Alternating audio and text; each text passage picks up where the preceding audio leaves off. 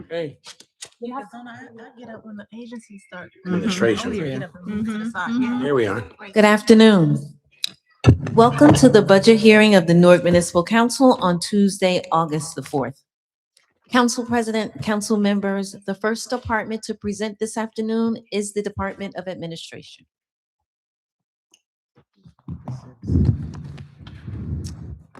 Good afternoon, good evening, Council President, council members. It's good to see all of you. My name is Yolanda Williams. I'm the Assistant Business Administrator, and today I'll be presenting on behalf of the Department of Administration. Thank you. This is the first for me, so.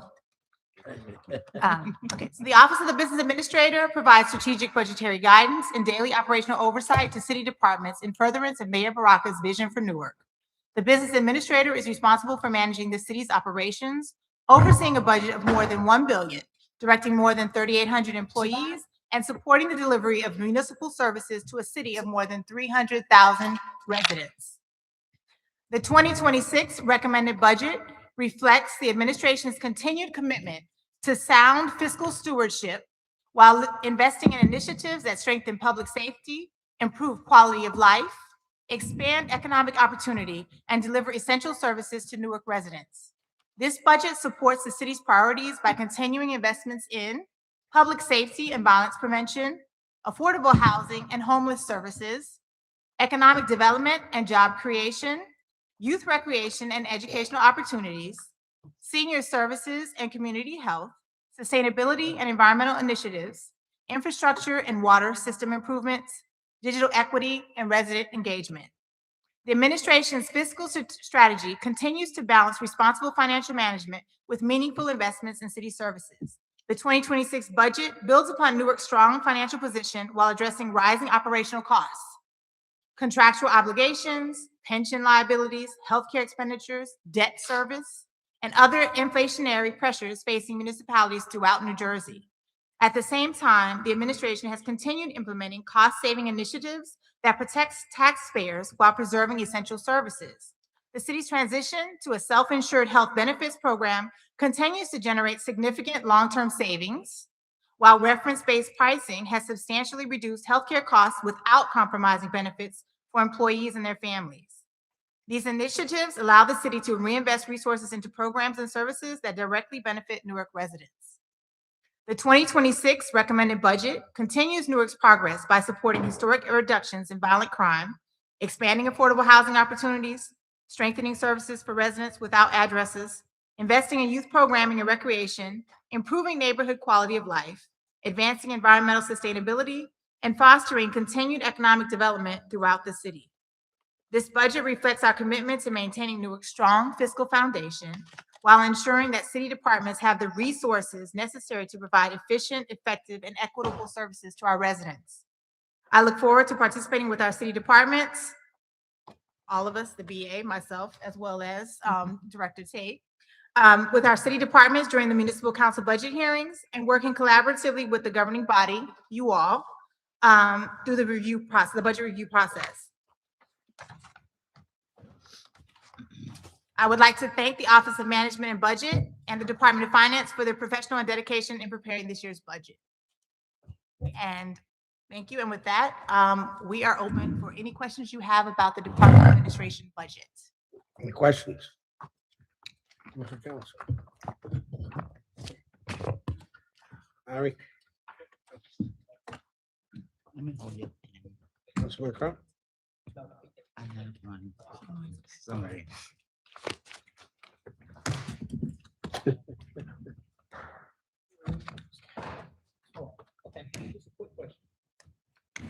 In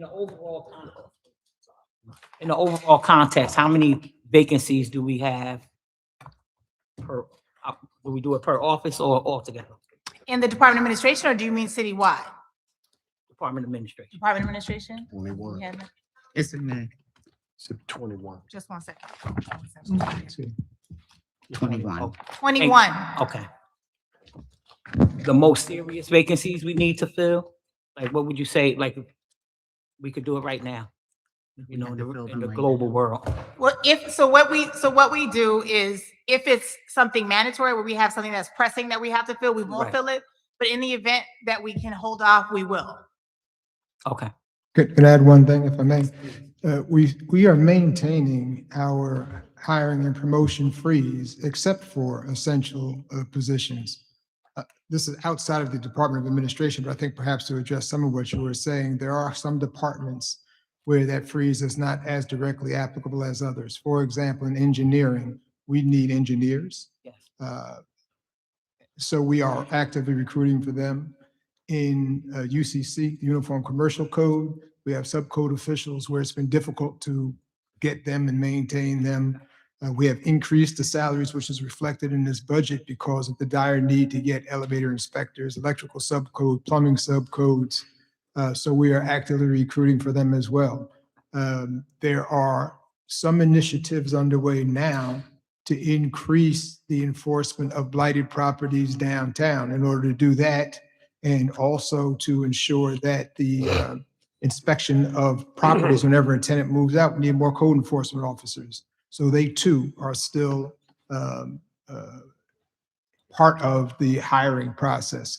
You may recognize that all of those individual positions that I mentioned are all revenue generating positions. So to the extent we fill them, we expect that they will be able to pay for themselves. Of course, there's a lag. It's sort of there's some period of time where we'll have to pay out before the money comes back in. And they are not intended to generate revenue, but they will. They're intended for enforcement and compliance. Okay, so when moving forward, particularly in the area of code enforcement, UCC, et cetera, are we looking to use the civil service method to bring them in Yes.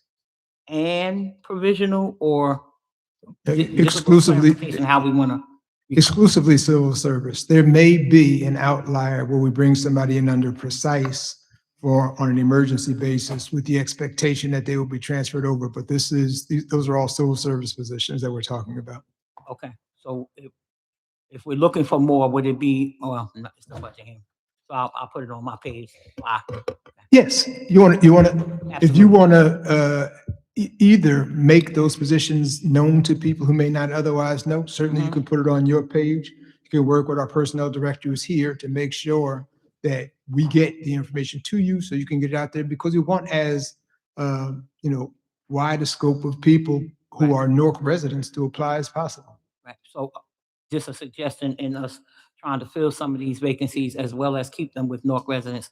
Let's work together and compile a list so people know what to focus in on. They may be, I hate to even use this because I know we need fire inspectors. However, the person might be a fire inspector that might want to switch over to UCC. I'm just saying.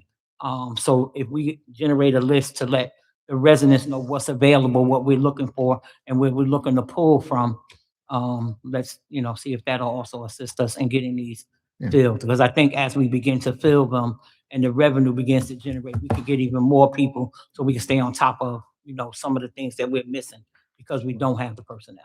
All right. And I apologize for not being here at the beginning of the session because I would have introduced Yolanda Williams and Darlene Tate. Yolanda is the Assistant Business Administrator, and she and Ms. Tate have been principally responsible, along with Melvin Waldrop in my office, of pulling all this together. I have not been as involved as I have in the past because I have got an amazing staff who are doing great work. And the personnel director, who's also here, Tiffany Stewart, I commend you to meet with her to go over these positions that are available and to give her your information and recommendations. Okay, thank you. Yeah, Mr. Chair. Yeah, so one, I noticed there is a large amount of movement. I don't know if it is because of longevity or what is the movement, but amongst salaries, some of these jumps are like 16,000, 15,000, 11,000. I don't know if you would consider them around areas of longevity or if they have just been raises that have been, incremented in good faith or good working ability. But if you can, help us to understand some of it in its context, that would be greatly appreciated. And then I notice we are looking to increase the Office of Violence Prevention. I believe, is it by $1 million? which I believe is a good thing. So I just want to bring that to note. I think they would need all of the resources that they would need in that area. But also in reducing purchasing, would that have an effect on um, any of the processes that we have in place in terms of making sure we getting information out, bids, information, bids back, people making sure that we're opening up these processes? That is nothing here, that those things that are limited in that area is limited just by way of probably, paper, pencils kind of resources and not FTE. So I just wanted to make sure that the reduction on the purchasing end is not a result of any kind of FTE.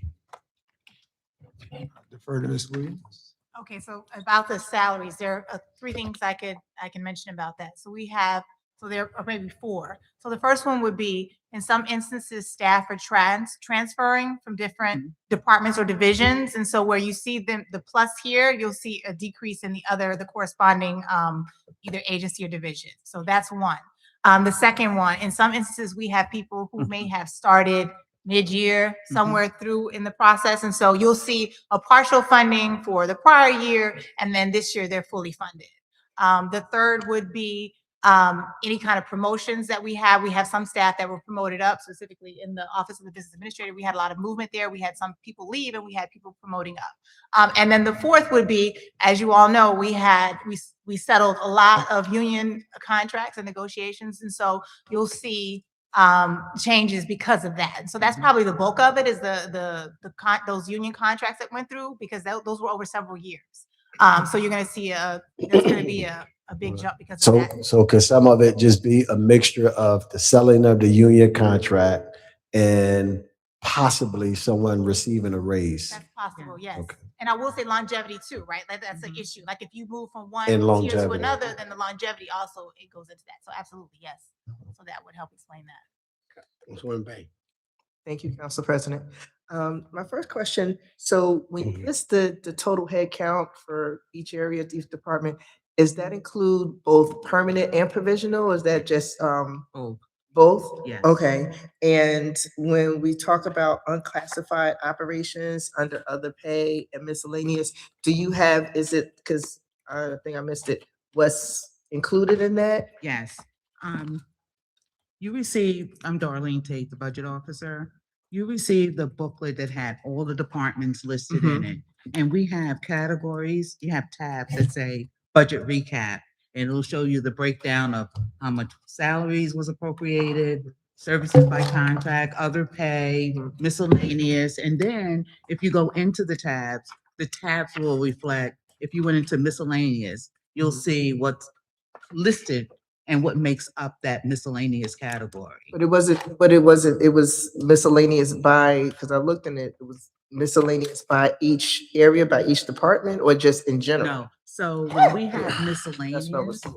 miscellaneous basically falls under falls in the section of unclassified operations. Right. There are several appropriations that we do not place in the department so that we can really track them and stay and monitor their spending. There are some agencies, for example, if we looked at the clerk's budget, they have a miscellaneous category and is broken into election funds. And you'll see that in there as a separate category. You can look in several of the departments and see that miscellaneous header. But if you look at it, you'll see, the breakdown of what those funds are used for. Councilman Crump, and then Councilman Raymond. Thank you, Council President. A couple of quick questions. With regards to the vacancy report and the number of vacancies, some of them have been vacant since, I think there's one from 2021. Is there an effort to either fill those? Because, and what I will say is, so they're going to be on the budget for this year, even though they're vacant for that salary. But is there any discussion on eliminating those positions since we're not filling them, or it doesn't appear like we're going to fill them, or hasn't been filled in a number of years? Okay, I'm Darlene Tate again, budget officer. So as far as vacancies go, we are in a hiring freeze. And I've been trying to be conscious of that and aware that if I don't have to hire that person right now, I am not going to. And I am doing the best that I can without filling that vacancy. So I'm sure that everyone needs to fill their slots, but we've been ordered, or not ordered, but advised that there's a hiring freeze and we're not doing anything at this moment. And so even though there's a vacancy listed, just for my edification, the salary range or any part of that salary is not included in the budget? Or is it included in the Yes, budget? it is. It's included in the budget. So even though we're not paying the salary, it's still in the budget? And so when this budget was created, if you look at the salary for a particular title, you'll see that it's not fully budgeted. So if we submitted the budget in June, we budgeted, say, 5 to 7 months of salary, not the full 12 Okay. months. It's prorated. All right. And so with regards to, and I'm just gonna ask this, like, I see there's one from 2021, July 12th, 2021, and some in 2022. Has there been any discussion to eliminate those positions, or is it just, we're gonna hold on to those until we fill them? So can so this is Yolanda Williams.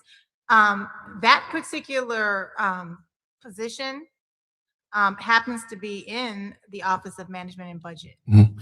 Currently, that division is understaffed.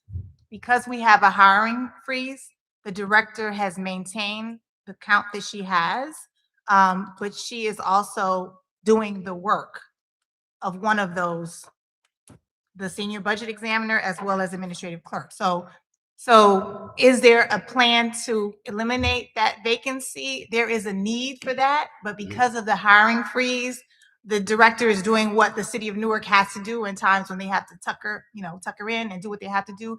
And she's towing the line. She's basically managing the processes within the confines of what she has. So I think realistically, what we would want is we would want to fill those positions so that we have, we're way more efficient.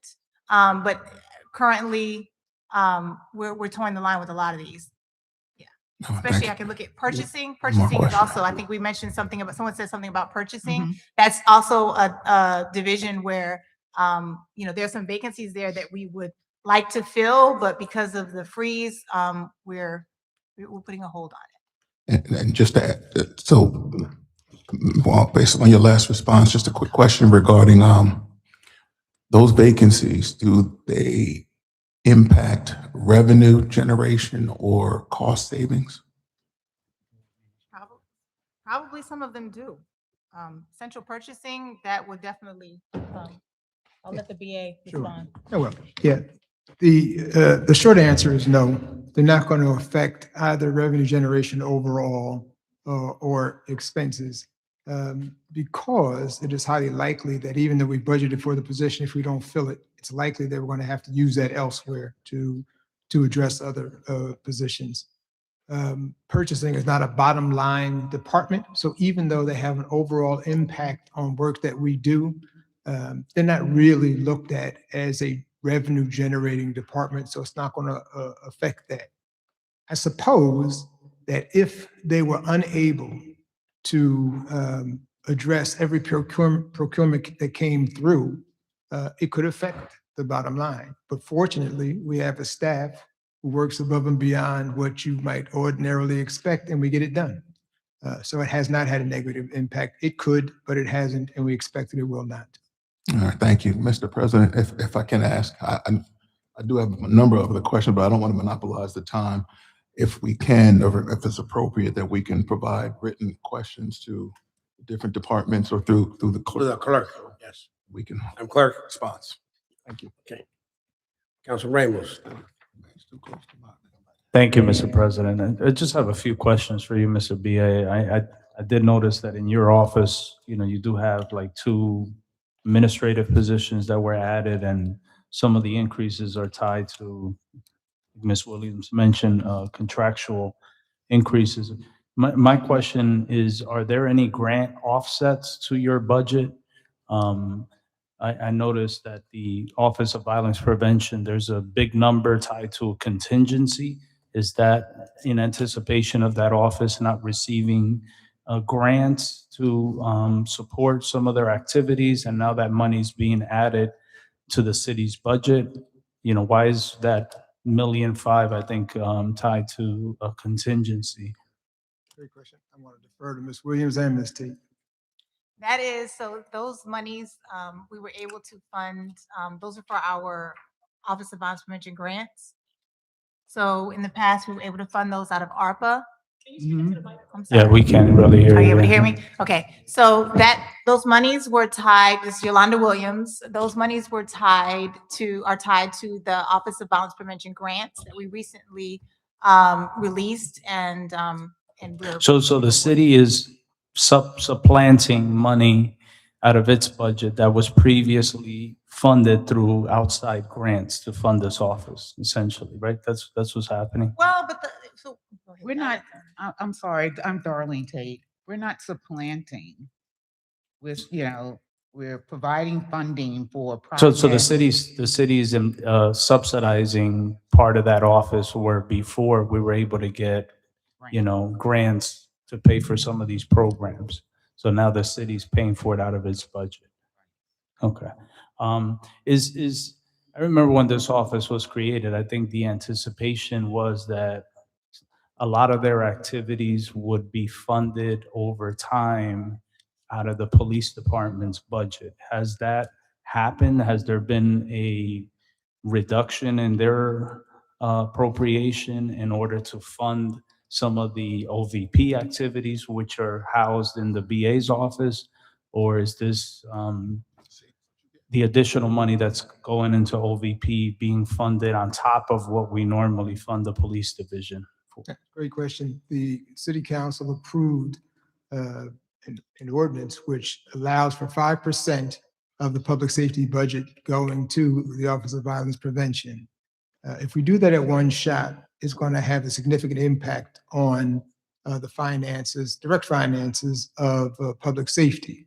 So we are working toward that. We want to get to a place where there is a 5% reduction in the public safety budget that funds the Office of Violence Prevention. We're not there yet, but we are going to continue to work toward it. One of the other things, it's not reflected in this budget, but I think you could take notice that many of the OVP expenses still do come out of the police budget, but it's not direct. It's not directly into the OVP budget. For example, their uses of some of the Shani Baraka Center, the use of shared services. I don't know. I can probably put something out there in response in writing as well, but we are not where we need to be, but I want to be over the next few years to get there. So that full 5%. So if we look at the police division's budget, and I know they're going to come before us tomorrow, including this year, looking at last year, the year prior, we will see that their budget request has gone up and whatever we've approved. So you still haven't experienced or enacted that reduction in order to support the OVP activities. But you're saying that in the near future, that's something that could happen based on efficiencies and other things. Not based on efficiencies, based on a more concerted effort on our part to move those funds and make the police department more responsible, public safety more responsible with managing its own budget. I will tell you, they'll be here tomorrow and they can certainly defend themselves. Their overtime is out of line, but we are in the process of adjusting a couple of the items that are major contributors to the overtime. We're looking at changing the schedule right now, which will help adjust that. There are probably, there's an over allocation of resources at different events. For this World Cup FIFA thing, there were literally 0 incidents. And so we did a great job. But part of doing that great job, there was a pretty tremendous expense. It was over $500,000 that we spent on that. So we have to look at that. Do we need that many? Somebody has to really make an assessment as to whether or not the dollars spent And is it worth every, incident saved or not? So we have to look at all of that. So it's a fair statement to say that even though the goal was long-term to fund some of the OVP activities out of the police division's budget, if you look at the amount, their budget amount that was approved last year, the previous year, and I haven't looked at the numbers for this year, but my guesstimate is that reduction hasn't happened yet. You're right. Okay. That's a fair statement. Just one last point, and this is probably just overall, like you look at the different personnel positions, and I never really understood the difference in like salaries, right? Like there's some positions here where you have individuals that are high earners that I've never even seen, or maybe it's, my own fault that I've never met. But and then you have individuals who you see every single day, and you look at the amount of money that they earn, and I'm surprised that their salaries are so low compared to some of these other individuals who's, I'm sure, are serving important roles in your administration, but some of us up here on the council have never met. Like, how do you answer that question? Like, what justifies the variation? Is it a civil service title that union approves a certain salary range for, or some of these folks, and if you look at the list, a lot of them are provisionals that are high earners. Like, what's the justification for that? There's a combination of reasons. You actually touched on most of the reasons. It is dependent upon the title that they have, the jobs that they have, the union negotiations. Some of the people are behind the scenes that get things done. I don't want to put Ms. Williams on the hot seat too much, but she's on the hot seat. She's right here in the middle. One of the reasons I wanted her to do this presentation today is for you to get a better sense of what it is she does. Yeah, I wasn't referring to Ms. Williams. I know, but she's She's been around here a long time. She's been around. You don't see her out at council meetings that often, but you see her, you know her. You guys live around the corner from each other, but I won't, we won't get into that. But she does a very good job, and it's important that the work that is done is put forward front and center sometimes, so that you get a sense of what goes on. We work hard, and we do, I think, a fairly good job in managing the finances of the city while providing good services to the residents. That doesn't happen through me. It happens through the people that I have working for me. And we think they're compensated mostly adequately. We'd like to pay them more, but we're not there yet. Yeah, like one of those positions that I didn't know we had is we have a full-time person who I guess is in charge of the civilian complaint review board. Like, what does that person do? Like, you don't have to answer it today. Like, are there things that person works on that we can utilize them for? So Absolutely. I didn't know we had a full-time person assigned to that. We've had a full-time person for a couple of years. I think what we will do is have them give a presentation. There's some heckling going on from the audience with respect to who is this person, where are they, what do they do? And I don't mind answering that question, but I'd rather answer the questions from the council rather than have Ms. Stalters yelling in my ear so that I can't hear your question. And I will ask the council president to admonish her to handle the appropriate decorum in this chamber.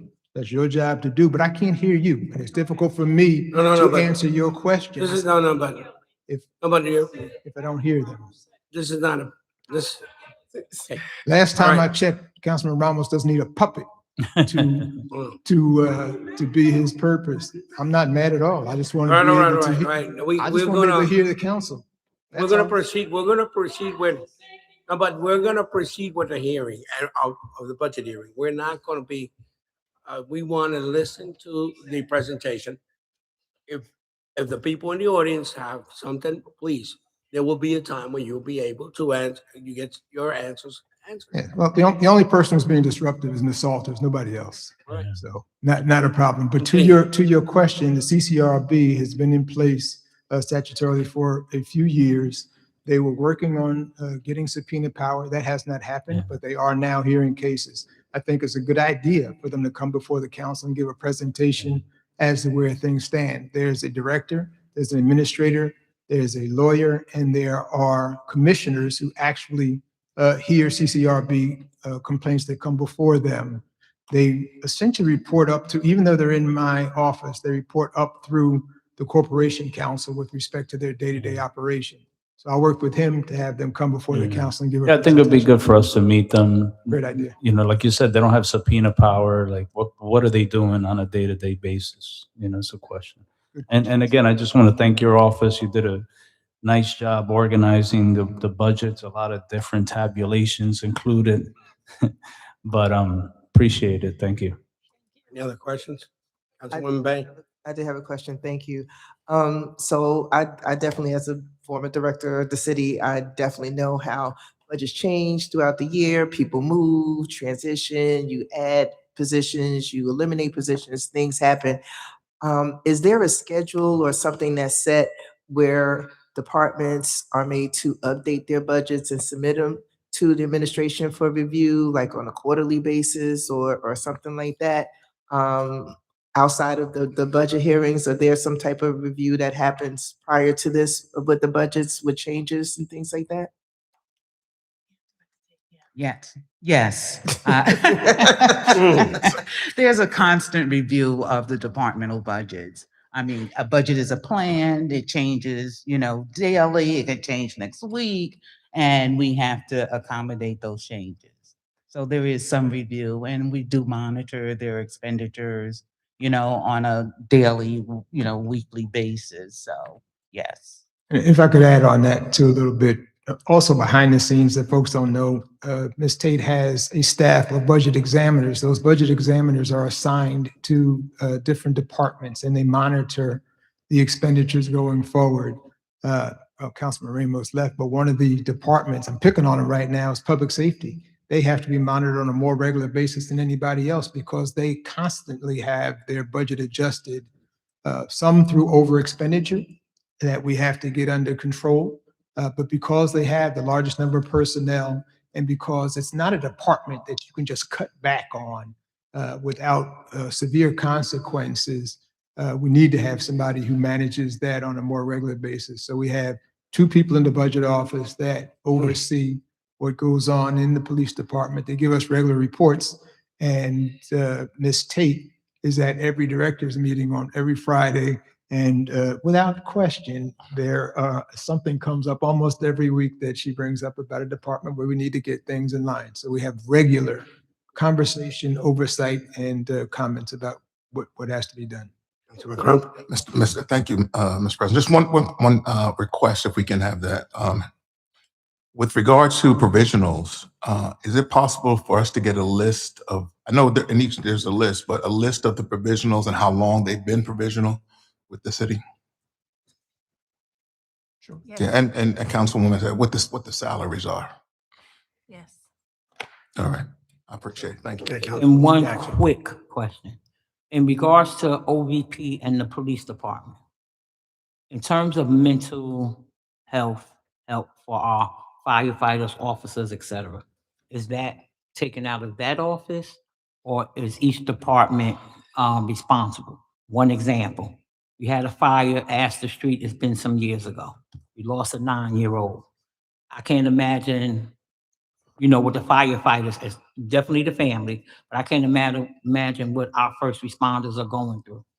Is there a mechanism a little stronger than we've always had to help the first responders, including DPW, who from time to time in the garbage may find a person or something that's traumatizing to them, as well as fire responding and police responding? Do we have something in place specifically for our first responders? Not that I'm taking anything away from the other aspect that we are presenting through OVP, but is this the time? Is this the budget for that?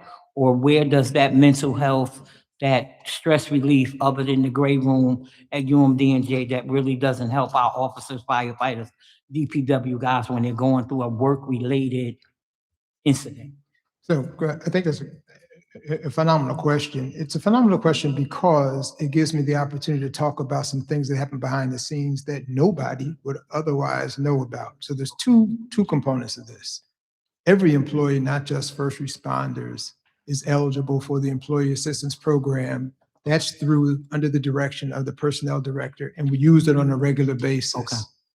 Okay. I mean, if somebody loses a loved one, they may need some help and they can go through EAP. We reach out to people to see if they have an issue and they need help. That's usually through EAP. When there's more of a citywide tragedy, when someone is killed either in the line of duty or they kill someone, or there's just a tragedy that happens and the first responders are the ones who have to deal with that, OVP regularly volunteers their social workers to assist in those situations. Nobody knows about that. Nobody else has ever asked that question before, quite frankly. And they can talk about that. For every 10 officers who are hired, this legislation that Councilman Ramos brought up, we're supposed to hire one social worker. There's a cap on that, but that has been tremendously helpful to have those social workers hired. They have a portion of their training is through the police academy with the police officers, so they get to know each other. They have ride-alongs, and they are able to help their fellow officers on an informal basis and a formal basis. So those are things that nobody really knows about. It is a great question, and it is an unintended benefit of having services through the Office of Violence Prevention that we're not targeted, we're not planned for, but are absolutely essential to the collaborative effort that the two departments have when they work together. So great question. Just real quick, we have a safe space for that to happen? I don't, it's so safe. I don't know. I don't get involved. Okay, And okay. they do that. That's very personal. Even when No, EAP right, comes, when Mhm. EAP comes, they meet in a private area, but I don't know where that is. I don't know. Okay. Sometimes it's here and sometimes it's Right, elsewhere. gotcha. Okay. Thank you. You're welcome. Council? Mr. Chair, yeah, I just want to finish this off, jumping here because we were Department Administration. But how much have we budgeted for the precise workers for the entire year? Like, what is that number? I would have to come back to you on You got to that. come back? I will. Okay. I will. Who is eligible for overtime? And I know there's a difference between change of rate and overtime. And so in the document, it should say change of rate and not overtime. And so we want it, because I know directors and some higher managerial people are not eligible for overtime. And so we want to make sure that in the documentation that we present, even if it's change of rate, and we should probably put change of rate, but not list them just for auditing purposes under overtime, because it would give the appearance that we're paying the director overtime, and no director should be getting overtime. I'll address that if I could quickly. So- The overtime and change of rate are two entirely different measures of pay and compensation. Change of rate at the represented level is mandated through the collective bargaining agreements for anybody who works out of title and they do perform duties above what their title calls for. They're entitled to the change of rate. They go to the lowest step above where they would be for the period of time that they're working out of title. With respect to management employees who are not negotiated, we try to track the same thing as well. Typically, our management employees at the director level and such are mostly not entitled to a change of rate unless they are essentially doing two jobs. And under those circumstances, we will look at it carefully and make a determination as to whether it is appropriate. But I think to your point too, to have it listed separately, if it's not, we should do that and we'll do that. Any other questions? Oh, your Councilman Kelly. Thank you, Council President. Just a couple of questions. I know that we had a big problem with IT, with the servers being hacked and those situations. How many vacancies do we have? I guess the main question that I'm asking, is there the right number of people in place now to stop the hacking that we have received. I know our system was just down. I don't know if that was related to any current hacks or anything like that. But have we spent the proper money to put the right people in place so that this won't happen for security measures, cybersecurity in our city? And if I may, could I answer this one too?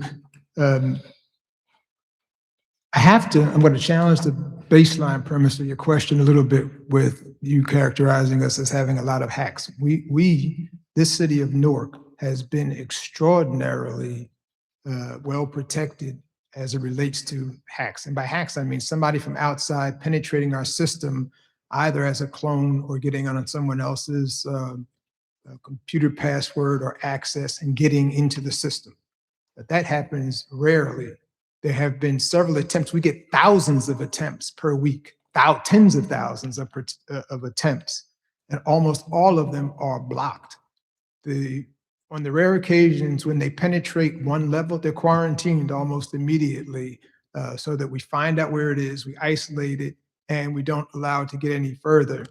When you just mentioned that the system went down as a result of if you're talking about the system going down at 480 Clinton was the result of a power failure. And we did have I would say, probably not the best system in place to address it immediately, because when the system went down, it locked the door that had the server and we couldn't get into it because the electromagnetic wasn't working because the system went down.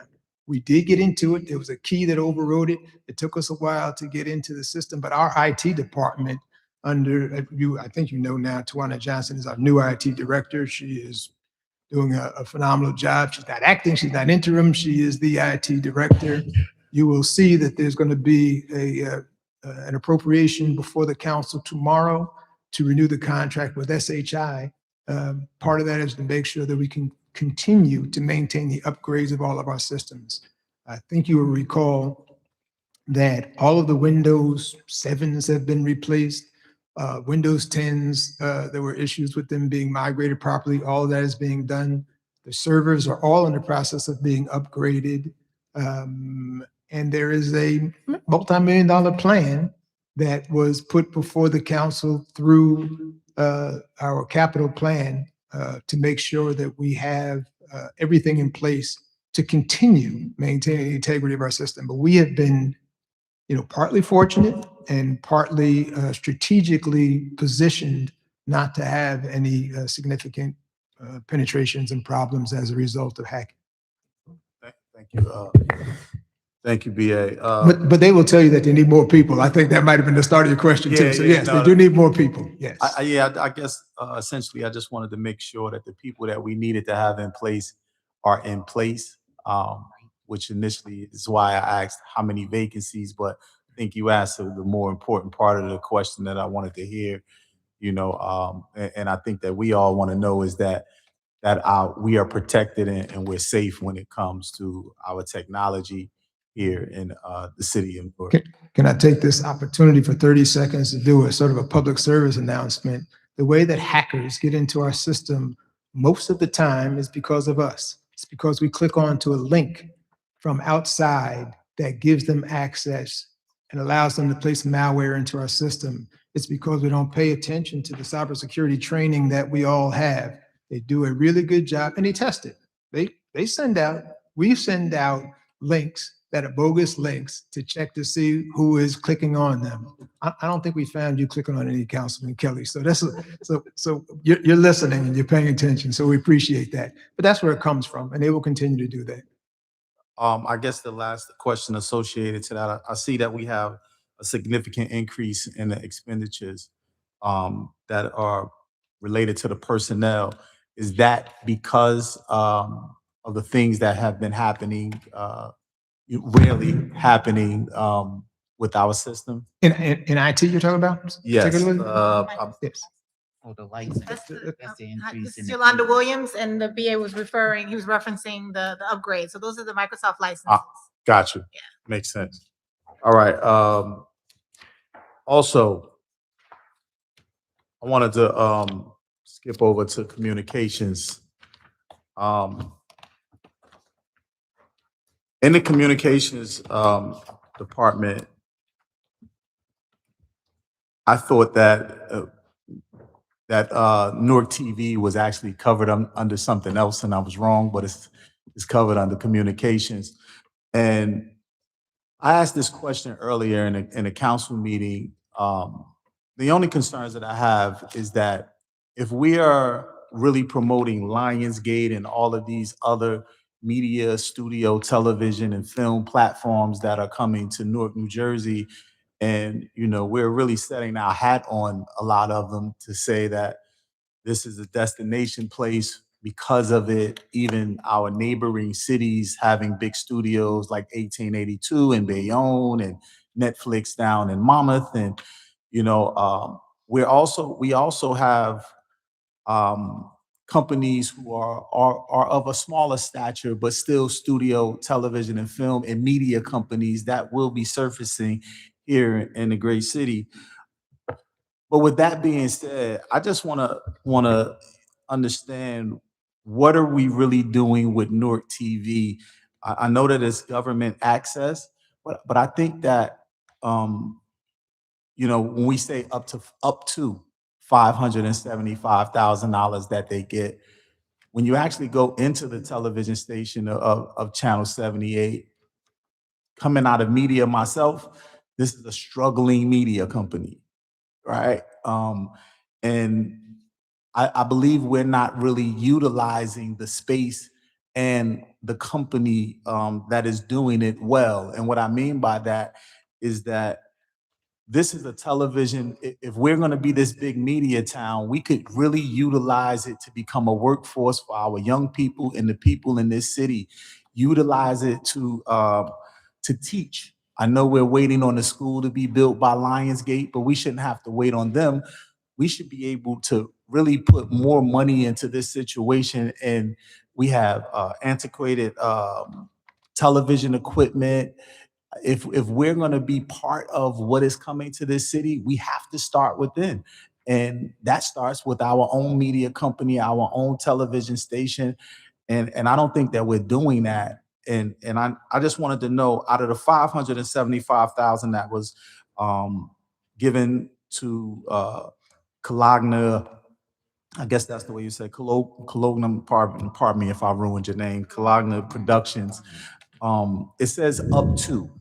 Have we given them all of that money? Have we paid them all of that money? Or do we have to reimburse them? Do they spend their own money and we have to reimburse them for things that they're utilizing to run our station, like equipment wise and filming certain things? And is this money, are they responsible for programming in that station out of the 575? I just kind of want to wrap my hands around, how is the communication department responsible for this TV station? Thank you, Councilman Kelly. Eddie Colonna Productions is responsible for not only doing work in the studio, they do a lot of the work outside of the studios as well. When there are events that are on the street, they cover council events, mayoral events, administrative events that are outside. They principally use their own equipment, but they bill us against that $575,000 contractual amount. They use all of it. It probably could be more. I don't say should be, it could be more. But it's a competitively bid service, and they were the ones who won the service at that amount. And they, essentially charge us an hourly amount to do the things that they do. Like, for example, if you see, when you see things that are on Channel 78, there's something at Audible, for example, there may be an event at Audible, the State of the City address, and then it's reproduced on Channel 78. They have, for the most part, they've done the recording. They get the B-roll, they do the recording, they put it together and put it on Channel 78. That's part of their contract. And thank you for that, BA, and thank you as well. I'm asking, since I come out of the media, I'm looking at the production of different places, and it just seems a little like they need a little help. Well, they would need $1 million instead of 575. We don't have it. Yeah. So, even if we don't have the million, right? I think that we have to think of creative ways to really Sure. expand what 575 is, right? And I think that that's going to take a workforce for our youth or people who are attracted to that type of space. When it comes to media, I think that if we utilize the people in the city who, Newark is a town that has a lot of people who does media independently. And if we utilize that to whether it's internship, whether it's partnership, whether it's programming, I think that we will be creating a pathway for our future film creators and camera operators, and then we will be setting them up to really be able to get those big positions, executive jobs at Lionsgate and all of these surrounding places. So this is Yolanda Williams. I just wanted to just sort of piggyback off of what you're saying. We do have a Newark Office of Film and TV. And Desiree, the director, she actually, those are the type of initiatives that she actually spearheads, and she works a lot with young people, interns. She presents. She works a lot with filmmakers.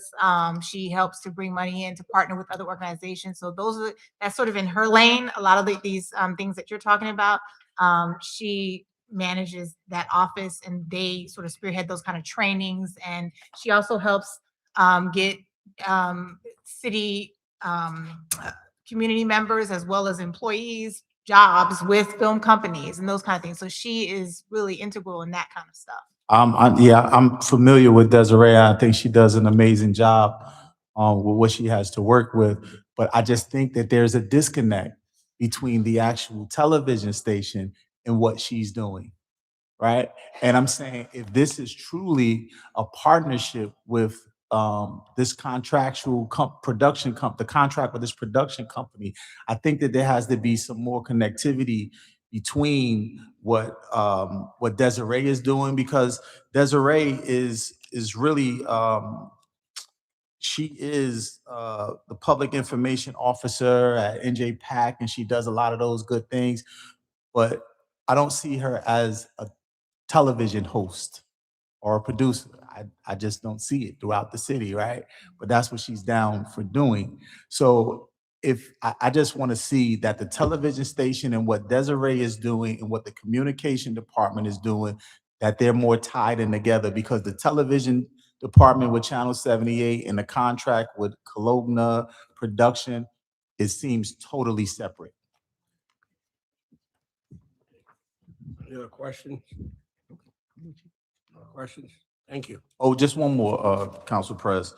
The vacancy, I know that we had a hiring freeze. Do we know when we will I guess the right question to ask is, for the vacancy for the senior press information officer, who is currently doing that job? Because in my mind, that is a very important job. We're not in a position to name by name who that person is, because I would essentially go into personnel discussion. It is being handled. There's a staff that they're handling more than one job. The communications director does more than what a typical communications director would do. We have a press secretary. She morphs over into more things that she's supposed to do. We have a what is that stuff you call? You know this stuff better than I do. People get on their Instagram and all that kind of business. Social media. Social media, yeah. Yeah. Give them a scene moment there. We have somebody who works on those things as well. The communication director needs somebody to work with her directly to help run that office, and we don't have it right now. So I think that's the position that you're talking about. We hope to fill it at some point. We'll know better after this budget gets adopted, what our resources are and what we can do. I guess just overall, there are a lot of moving parts in the communication department that I would love to see tie together more, to be it more fluent. And right now it's choppy to me. Would it be helpful if we set up a separate meeting with you, the communications director, I would love Desiree, that. and Yolanda, who interfaces with Desiree more than anybody? And I would love that. yeah, Thank you that so might be much. good. Thank you. Any other questions from council? We should address to Keisha. Any concerns and any questions They could be answered to us at a short, within the next week or so. So if we do, forward them to the city clerk, and then we'll get back to you. Thank you. Yes, sir. Thank you. Next. I'm sorry, Council President, I'm sorry, BA, to make you get up.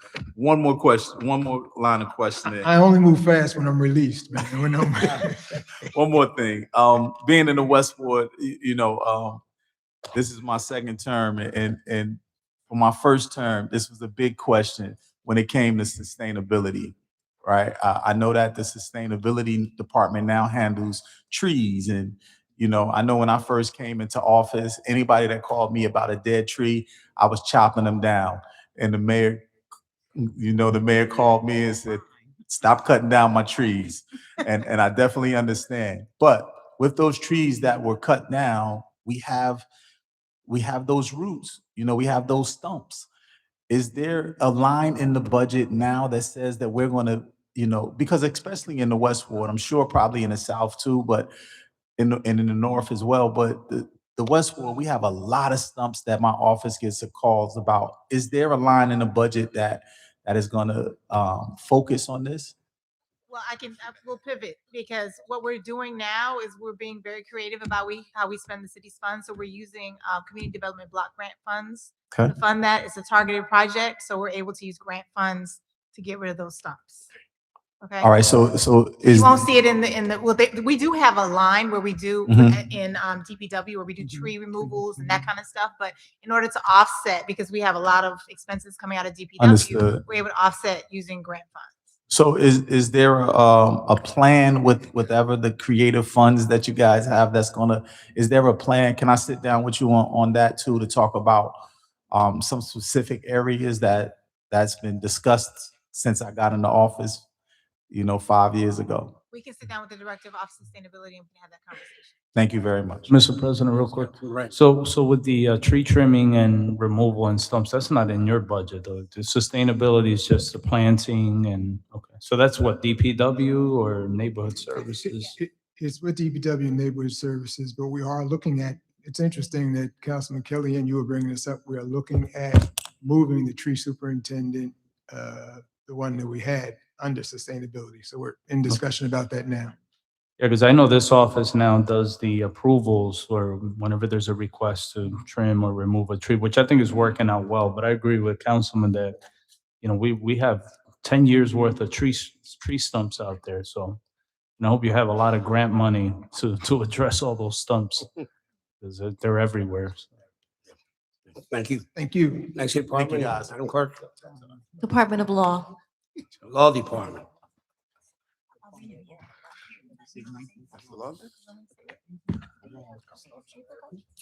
We changed the order? No, there were no. Oh. All right, we just got.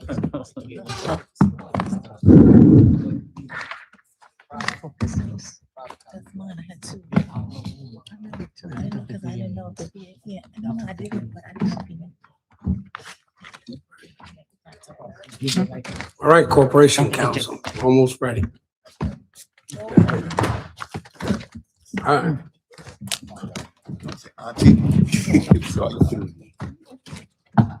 Huh?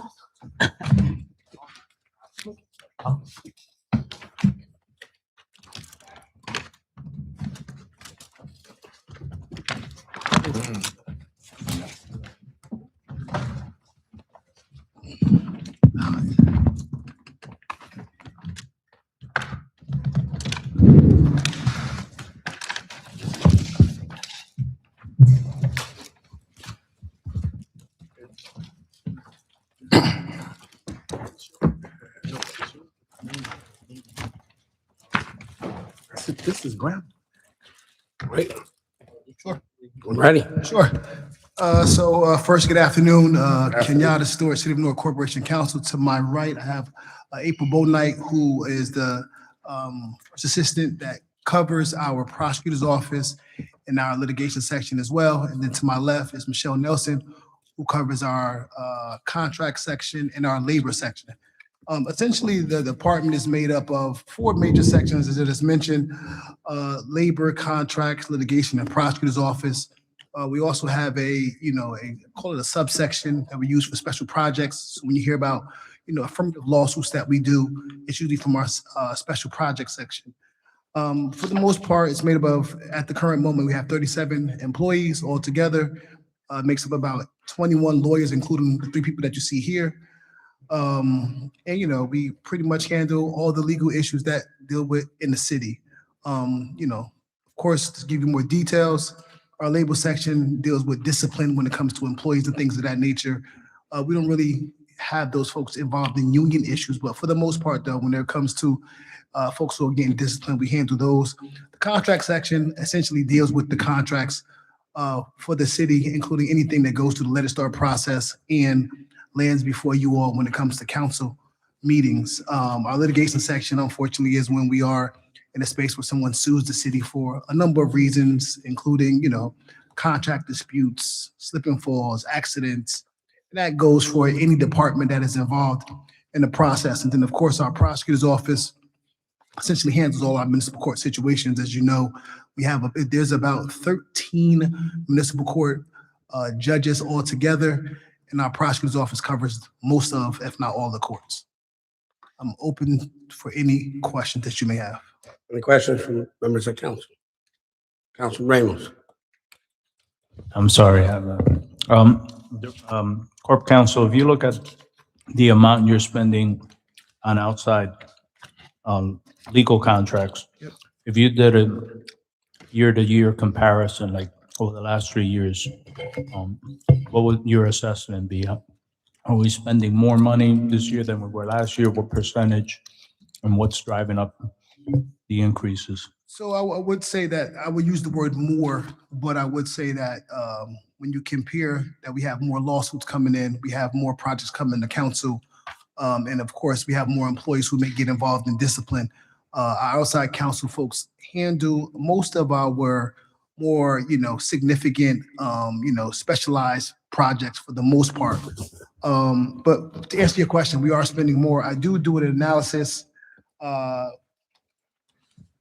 every other Friday. We do KPIs with the mayor, and we basically give a year-by-year total of what we spend this year versus last year. I will tell you that I don't know the exact number right now from last year, but I can tell you that this year, year-to-date, as of Friday, we spent $1,237,674.19, which is the equivalent of 49% of what we budgeted. So, we are still on pace to be at the budgeted amount. I will tell you, though, that when you get contracts before you all, we have what we put before you as up to numbers. And we do that because, while we may give somebody a contract that says up to 50,000, it doesn't necessarily mean they're going to get $50,000 worth of work to do. There may be some folks, as you know, that may end up doing more than that, which may lead to us needing to come back for more of an opportunity to spend more money with them. Just two quick observations. So your budget request this year compared to what was adopted last year, it's about 11% more that you're asking for. What contributes to that additional request? A lot of it, about 250,000 is parked in salary and wages, and about $500,000 in other contracts. And if you look at your 2025 modified budget, meaning this is what you spent, even though we anticipated you spending about 3.3 million in outside contracts, it looks like that number is more like 5.2 million. So how do you come back to us with an estimate of 3.8 this year if you spent close to 5.2 last year? Yeah, so I will tell you this. I will tell you that there's a few things going on. The first thing is that if we come to you with a budget number in reference to employees, and of course, unfortunately, we have lost a number of people, they essentially were able to use some of that money to cover now the outside counsel costs, because of course, we wouldn't be using the amount of money for 40-something or so lawyers. However, unfortunately, we have less lawyers in the office. I mean, the harsh reality is that we do. Our litigation section only has about 3 or 4 attorneys in the office. altogether, we have 200 and so cases, and of that, about 90 or so are handled in-house. But your salary and wages, like what you asked for last year, the council approved it, a little under 4.2 million, and you spent pretty much what we approved. But my concern is with outside counsel, your actual expenditure number was almost 5.2 million, almost 1.8 million more than what we approved. So is your ask of 3.8 enough for outside counsel based on what you actually spent last year? That's my concern. No, I understand. I mean, listen, at this point, we are going to continue to work with the BA and of course the folks in budget to make sure that, we try to keep our outside counsel numbers lower. I will say that if I compare this year to last year, we've sent less cases out in the first, I guess, 8 months of, the year compared to last year. But, the unfortunate part about it is, as I said, we have less attorneys in the office. Can you give us an assessment at some point of where you spent more money? Was it labor? Was it conflict? Like, Oh, no, it's definitely litigation. Definitely. litigation? Yeah, Okay. so I need you to give you some context. So for example, if for whatever reason, if there's a situation where, let's say, police department, right? If someone sues the police department because they say that there was, I don't know, 3 officers did something to them physically, and then they sue the police department, they sue the director. There are times where we have to have individual attorneys for each of the officers because, of course, while you would like to think that they agree, sometimes, unfortunately, one person will say, I didn't do that. This person did it. And you don't want to have the same lawyer representing that person. That's it, Mr. President. Yeah, thank you, Council President. How many attorneys do you have in the office now? Right now, 21, including myself. And how many vacancies? I think altogether there I missed are roughly 9 or 10. And because of, and you just lost one recently too, now that she's in Montclair, but Right. are there any, and I know we keep talking about the hiring freeze, but there's certain, and I said this in the other, I mentioned this in the other hearing prior, these vacancies will affect, well, the question is, will these vacancies affect either revenue generation or cost savings? And is there a plan, even though I know we have a quote unquote hiring freeze, to attract more attorneys? Yeah, so I will say, to the BA's credit, of course, the hiring freeze, he's given us the exception. Essentially said that, I want you to continue to try to find folks. The unfortunate part about it is that unfortunately we're competing with everyone else. I will tell you that a number of the municipalities are struggling with keeping folks in-house because the harsh reality is that the way people practice law has changed since COVID. You and I both know that, you have law firms that are paying people a bunch of money and they're paying people money to stay home and do the work. So, because of that, the struggle is real. I will also tell you that, we try our best to try to get people from within the city of Newark to work here, right? But the mayor and the BA has given me the opportunity to stretch out a little bit further to ask for other people throughout the state to give them an opportunity to come here. What's your average level, and I don't know if you know this, average length of stay that the attorneys are here for?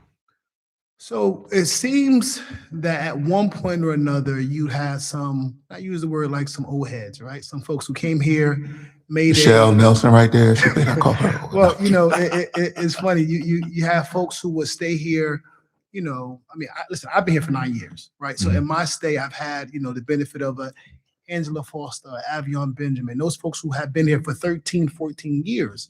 But nowadays, things are much different. You have folks, don't get me wrong, you've had folks who come here for 2 years and then, they pretty much learn how to do it. And somebody offers them, almost double the salary. They're not going to really stay. And you know what, not for nothing, you're proud of the fact that you can teach people, but it gets nervous when you get into a space where you teach people how to do the work and then they move on. All right, thank you. Remember, Councilman. Michelle was here and then left and came back. So, Michelle was an example of it. Welcome home. Councilwoman Bay. Thank you, Council President. So Corporation Council, you have 1, 2, 3, 4, 5, 6, 7 provisionals in your office? Is that the total list? I believe so, yes. And so, and we have and I appreciate, having the dates here that give us a, idea, give us, the information of how long they've been here. Is there a plan to, and this is a question that I think we're gonna all ask every department. Is there a plan? And if so, what is it to try to make these provisional people permanent? And if not, is it possible? Because I heard what you said and I understand what you said about the need for the different law offices and the different legal contracts, because different people need different things, and you have litigation and you have all of those different things. But even if it was a way to pare down the list to be able to take some of that money to move some of these provisional people to permanent, is that even a conversation or an option to look at?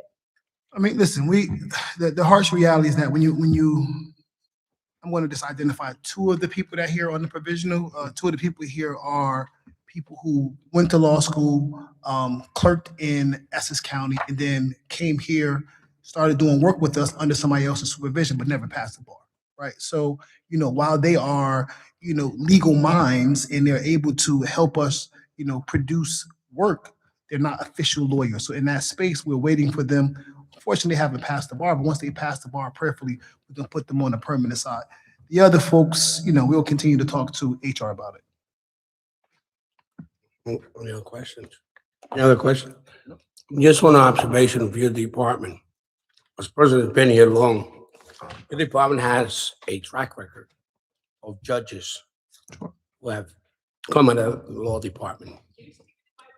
What I'm saying is that as a person who's been here along, seeing the Department of Law, to witness the many judges who have left the Corporation Council, Superior Court, the Municipal Court, and that department, really, the experience of the law department is very commendable. And I thank your staff I appreciate that. because you have a good reputation. Thank you. I Thank you. appreciate it. Mr. President, Yes. just one quick thing, and we just got the budget information a little while ago, but if you look at your staff detail, just maybe have somebody revise the calculations. Yeah. Because if you look at the base salary, and in some cases you add longevity, it doesn't equate to what the total salary is. Right. Yeah. So somehow they may have used an incorrect Excel Yeah. formula or something. Okay, I'll definitely have someone check it. It's a calculator. Yeah. All right. Thank you. Anything further? All right. I'm old calculator. All right, thank you. Thank you. Next department, Economic and Housing Development? they're not here. Don't even see. I don't see them here. Next department, Economic Development is not here. Engineer? Are they Are they coming? engineering? Oh, you're here. Economic Development. Who's the director? Always be early. 40 minutes. These half hour early. Yeah. Who's this engineer? Clerk, as noted by Councilman Ramos, that we should have them here a half hour prior, Yes. each department. Yes, sir.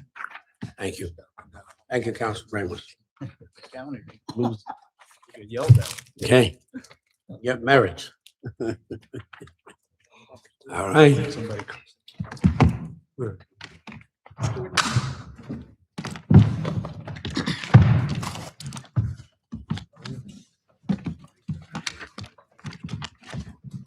Good evening. Good evening, Council President, council members, Allison Ladd, Economic and Housing Development. Great to be with you. I do have a written statement. Would you like the copies? Yes, please. Forward it to the clerk. Slide. Just noticed Keisha. Thank you. This was not gonna reach over. In an effort of time, I can summarize the statement unless you'd like me just to read it through. I can try to read as, Summary. Summarize. okay. Thank you. Again, Council President, council members, Allison Ladd, Director of Economic and Housing Development. Very pleased to be with you today to talk about the budget of 2026. Sorry, I think I echo. Today with me, I have several members of our management team. I have Mo Rafudian, I have Leona Wahid, I also have Nana Juma, our Chief of Staff, and Karina Pereira, our Deputy Director. As you know, our budget before you supports Mayor Baraka's equitable growth strategy. The department budget allocation is $4,235,781, and it supports 78 FTEs. This also includes paid board members and commissioners. Additional staffing is funded by federal grants, local trust funds, and philanthropic dollars. Today, I just wanted to highlight 3 enhancements administered by Economic and Housing Development. One, we are creating opportunity for employees to be part of the larger equitable growth ecosystem. Over the last year, we've identified various employees that wanted to do project management, and we've been able to ask them to do lead a variety of projects. These projects include things like Kawaida Towers, selling the high-value city-owned land, management of state grant funds, and also executing the community revitalization program. And I'm really grateful to them for stepping up. They're doing the project management in addition to their day-to-day activities, but it's also really helped us at a leadership level to have someone focused on that work. Second, we're generating revenue from equitable development and creating housing that's affordable for Newark residents. As you know, one of the key goals for the department is to use public resources to create the development, affordable housing, generate tax revenue, and also local trust funds. I also thought it would be helpful for you to know that at this time, we are seeing some of the projects go above and beyond the 20% inclusionary zoning mandate, and that is often due to their funding from the state, either New Jersey Housing Mortgage and Finance Agency or New Jersey Economic Development, and also New Jersey Department of Consumer Affairs or Community Affairs. So we're happy about that because we believe we can not only increase our tax revenue, we can through tax incentives, but we're also increasing the development of affordable housing and having community benefits for Newark residents. The third item is holding city partners accountable. As some of you have heard over the last 3 years, we've been really tackling compliance. We know that this is an area that takes the entire city to actually work on this, and also, of course, the entire Economic and Housing Development Office. Just a couple of things to note here. We have created new compliance checklists. We review agreements for land sales and financial incentives, and also cross-check with planning and zoning to make sure the block and lot, even though they cross multiple offices, they are still consistent with all the approvals. We also, unfortunately, have to issue default letters, and sometimes we have to have the properties returned back to the city, and that's if some of our partners are not following through with their commitment to do development on our properties. The last note I wanted to make under compliance is several years ago, we did pass with the council support, the vacant property ordinance. And today with engineering, municipal courts, and legal counsel, we're able to enforce these fees. We'd like to continue to strengthen it, but just by note for this year alone, so far we've generated about $400,000 in fees. We've also invoiced about $300,000. We believe that number can be higher, and that will take more coordinated enforcement. But as the mayor shared today earlier with you, we also did have one very successful effort with the courts, and we were able to get one of our non-compliant actors to actually pay not only their vacant property fees, but also their taxes. So that was a big, great thing that happened in the last couple weeks. Um, At this point, before I close, I just wanted to give you a sense of what to expect in the balance of the year. We are working on about 8 redevelopment plans, from Mulberry Commons to Bergen Lions Commercial Corridor to the Airport District to Broad Street Station and a few more. So you'll see those come more publicly if you haven't seen them already. And we'll be definitely looking for community engagement on those redevelopment plans so that we're doing community development throughout the city. At this time, I'd just like to say thank you for the opportunity, and also wanted to say special thanks to my team at EHD. As you can tell, we don't do this alone. We do it as a team, and we're glad to be here. So thank you. Questions? Thank you. Question, Council Ramos. Yeah, thank you, Deputy Mayor. I mean, your request is pretty much in line from what it was last year. I did notice that you took over 2 employees from recreation, so that attributes to a little bit of the increase in salary and wages. Can you tell us a little bit about why you inherited those 2 employees and what are they working on? Sure, my pleasure.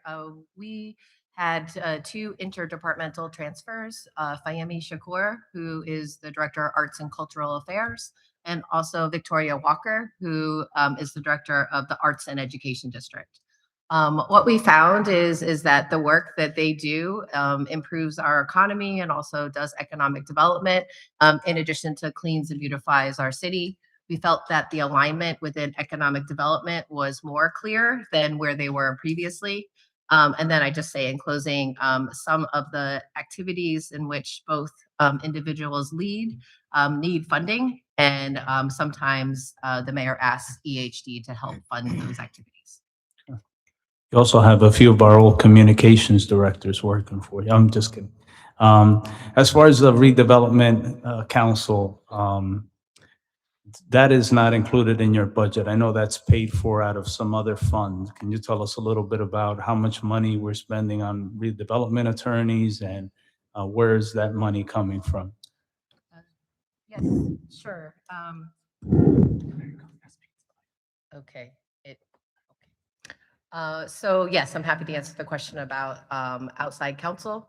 The city, as many of you remember, has an escrow ordinance, which allows the city to charge developers for land use and zoning, engineering, legal counsel, and many other activities. And so most of our legal counsel is actually paid for by the developers who are doing business in the city, going through either planning and zoning or pilots or other things of that nature. So that's the first thing. The second thing is that we do have counsel to help us sometimes with changing ordinances or laws that we'd like to do quickly. And that is done in coordination with the Corporation Counsel's Office.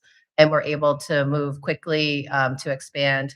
I know they spoke before us, and they are always supportive of us having additional lawyers that can help us. In closing, I can tell you that it's for anything unrelated to the escrows, it's funded by local trust fund dollars. But I'm happy to give you a report. I would say it's probably about 90-10, 90% paid for by the developers and 10% paid for by the department. Yeah, just if you can give us a sense of how much we're spending yearly on those contracts and who has those contracts. I know the old Dakota's firm has a number of those and the city's used them for many years. The last thing, Mr. President, is I know your department generates fees or money based on land transactions and rent control office and things like that. How much money do you typically generate in non-land sale functions out of your office? And is that money come back to you in some way besides the trust fund money, or does that go to the general operating fund? Sure. Just to answer your first question about legal counsel, we do work with Dakota Doyle. We also work with Willents, and we work with Spiro Nelson. Those are our 3 firms that responded to the request for qualifications last year and that the council approved. And so I will give you an accounting of that later today. The second piece, though, that you are asking about, The fees. Fees. Yes, thank you very much for your Mhm. kindness. Aside from properties that we sell, we probably generate about $1 million a year. That is mostly contributed into the general fund. So things that you mentioned around rent control, that goes into the general fund. Information about vacant building fees, that goes into the general fund. And so aside from that, the others are related to escrow payments and or some fees for land use and zoning, but the overwhelming majority of those funds that are not land sales actually go to the general fund. Thank you, Deputy Mayor. Councilman Kelly. Thank you, Council President. How you doing, Deputy Mayor? Can you tell me how many properties we sold last year? Do we know that number offhand?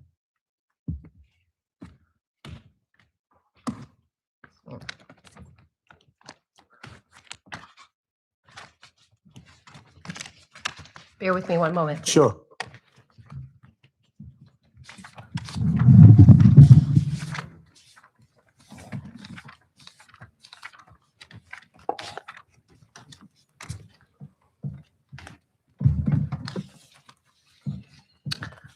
Sir, I will have to get that to you. I did have a notation actually in the book, but it's no longer there. So I'll make sure I get you the total number of land sales last year. And just one thing to add to that, is it possible to do it ward by ward as well? Yes, sir. Thank you. Councilman. And thank you, Council President. Just a couple questions. One was regarding collection and enforcement of fees that you had mentioned. Has there been an analysis to determine what we're collecting versus what is out there? Is it like we're only collecting a certain percentage, like the finance does for property taxes? You know, we collected 80% of all the taxes. Does EHD do analysis of that? So if I understand the question, I think that we do not do an analysis for all of the funding sources. I can tell you for some of them, I do know, for instance, the vacant building ordinance that I mentioned, we have about $400,000 that we collected. We also invoiced about $300,000. We believe that that $300,000 should be higher if we have stronger enforcement and working closer with our partners at code enforcement and also the municipal courts. And that was where we were able to receive about $400,000 just at once from one of our actors that was non-compliant.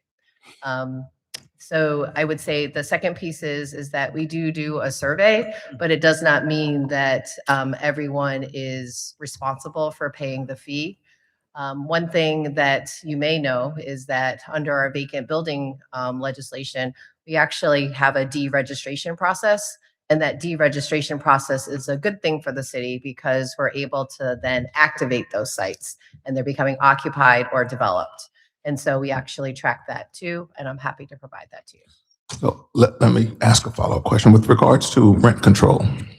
I believe we know, or you know, hopefully, the number of buildings that should be under rent control.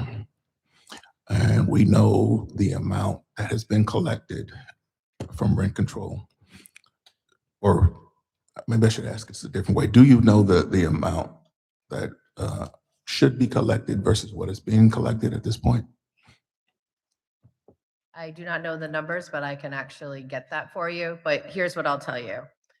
Almost all of the units in Newark, if they're have renters in them, should be under rent control.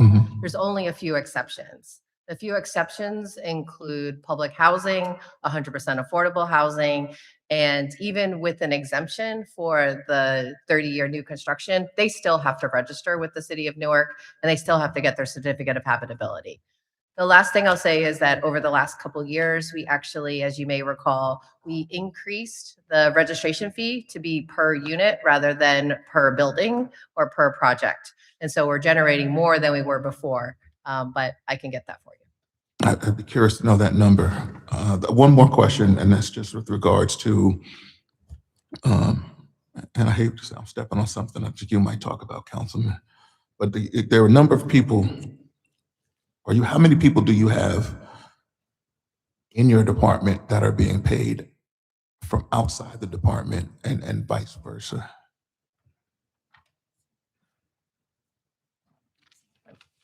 I'm not sure I understand the question. I will say that I have had one or two people that are paid for by grants over the years, but those grant-funded positions tend to be 1 year, unless we can find additional funding from either the same grantor or something with on the city side.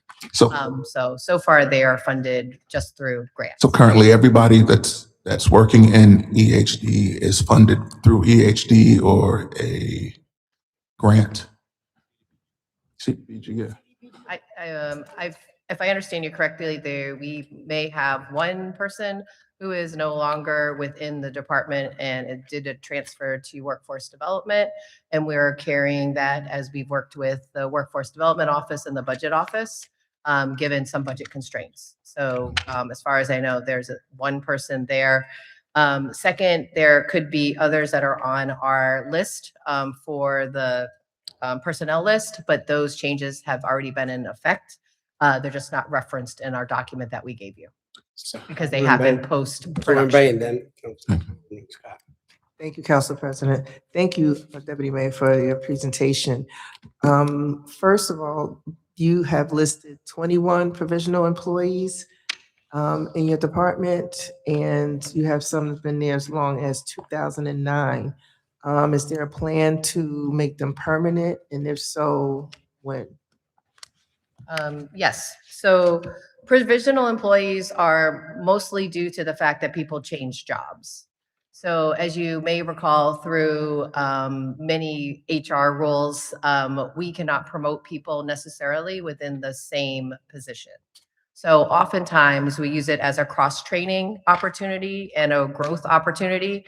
And so some of our team members that are on the provisional list have changed jobs over the last year or 2 years. And so that makes them provisional. Because second, the State Civil Service Commission actually releases the test, as you may know. And once that test is released, our provisional employees can take the test. If they pass, then they can become permanent.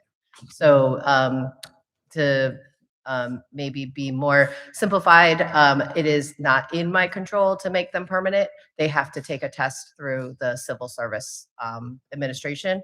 I would say in closing, we do ask HR and we work well with them to see if they can post the positions faster. So for instance, Janine Hazard-Williams, who's not with us today, but she did take the test for being a deputy director and a municipal administrator, and she will become permanent in that position. Okay. And you mentioned previously about having two people, Fahimi and Victoria, come over from other departments into your department because it made sense with the alignment, the work that they do, and the work that your department does, and that it would be contributing to that. I know that, and this is a conversation that when engineering comes up, that I would bring it up to them, but we know that one of the challenges that you have is where we have these businesses and these commercial properties and not being able to get to them soon enough to be able to do the inspections, to have code enforcement officers to do all of the things that need to be done in order to move forward, to abate issues, to handle constituent complaints and issues of quality of life with these businesses. Is there a way to look at the budget and to make room for a couple of code enforcement officers to be brought over to your department that you would have control over, to be able to deploy them to handle those issues, so it's not such a long wait and you know, have these things just go on for a very long time and create such a backlog? Yes, Councilwoman, it's a great idea. I know our business administrator has also supported it for us to have a person or persons be able to be dedicated to either rent control for certificate of habitability or also for the vacant and building ordinance.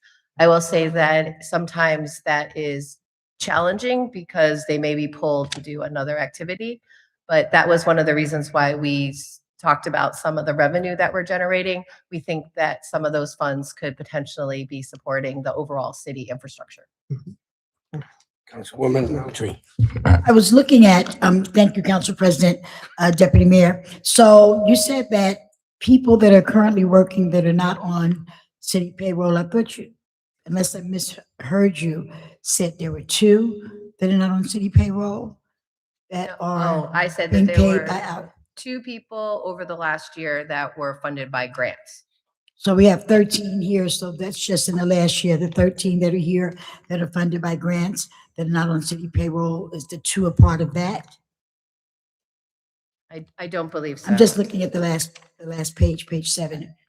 I don't believe so. I believe that they were contract positions. And so Okay. the money did come for the purpose that the city requested, but the contract was done with a nonprofit. And they were detailed to the city. So what happens to these individuals when the contract is up? For the list of employees that's on that page that you're looking at, they are all currently funded and will continue to be funded based upon the federal budgets that we have approved through the VA's office. That goes for the staff not funded by city or grants, which is the 7 below that? Yes, that list is our precise payroll, and they are, we work really diligently to bring them on permanently when we have a vacancy. And many of the people in the department actually started that way. And so we're happy that they're able to now be here in the city side and also have benefits and eligible for their pension. Thank you, Deputy Mayor. Councilwoman, Council. Thank you, Chair. I didn't see you. Appreciate you. But all of our colleagues have already answered the questions that I wanted to say, but I do want to put this on record, clerk and the BA. Can we find 2 positions?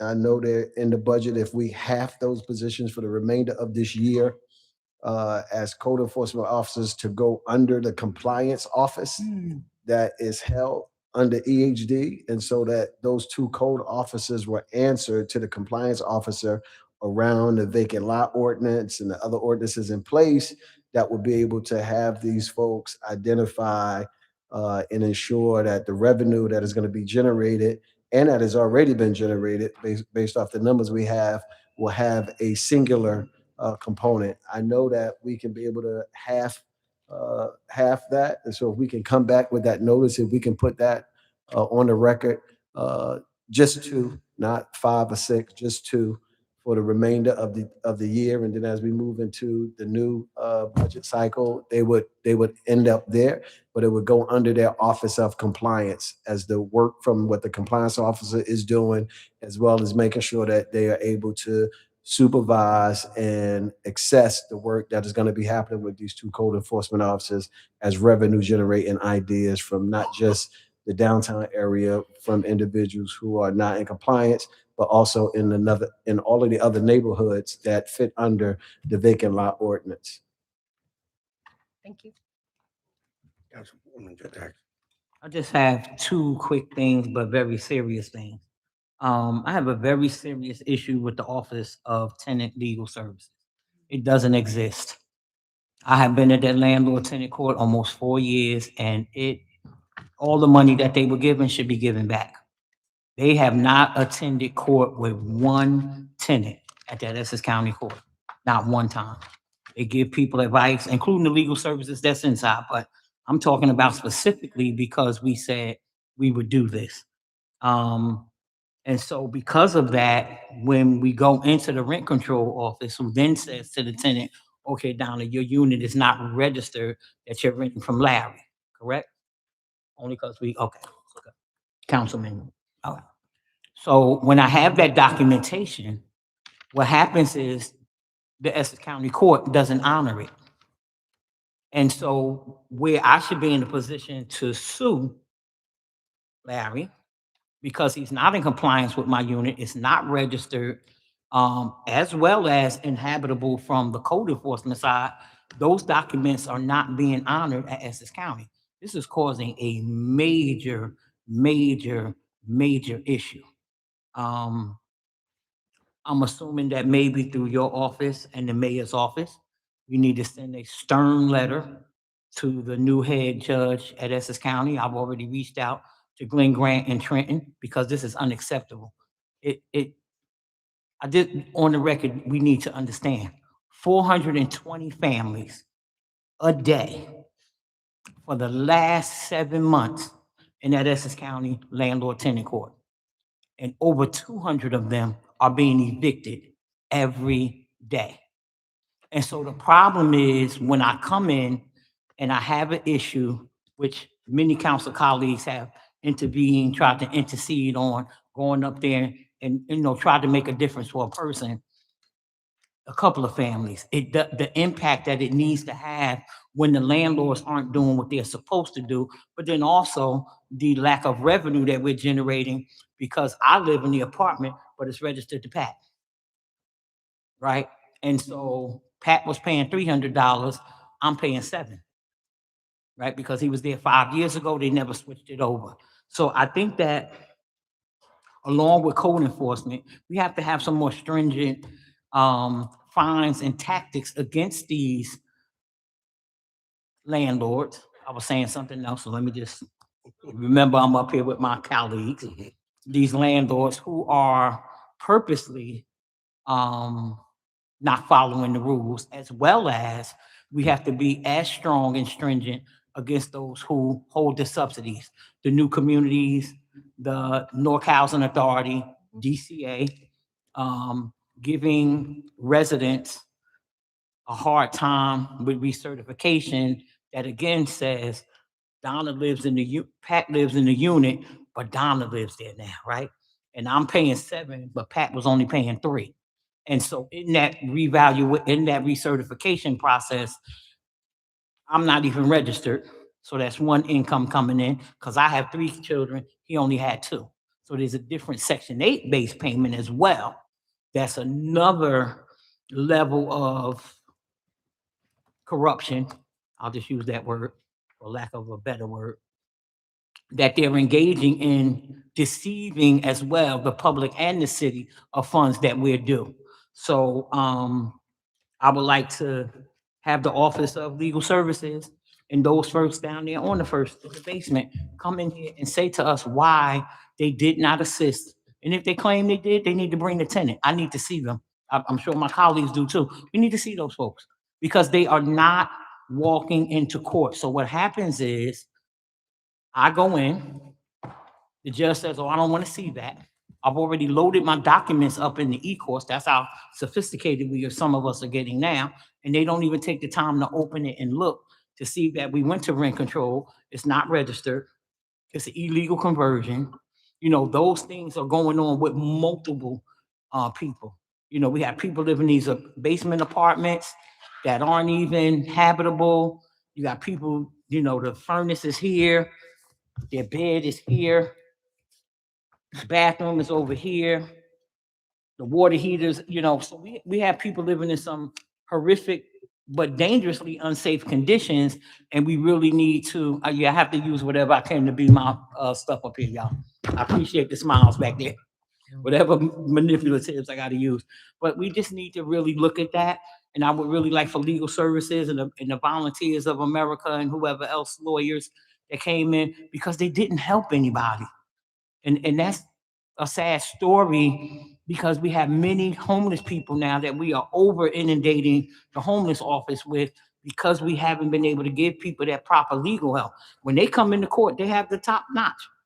They hired Larry and they hired Mr. Ramos there. They came in, they got their degrees, and hey, no, they don't have this, they don't have that. And I'm gonna lose.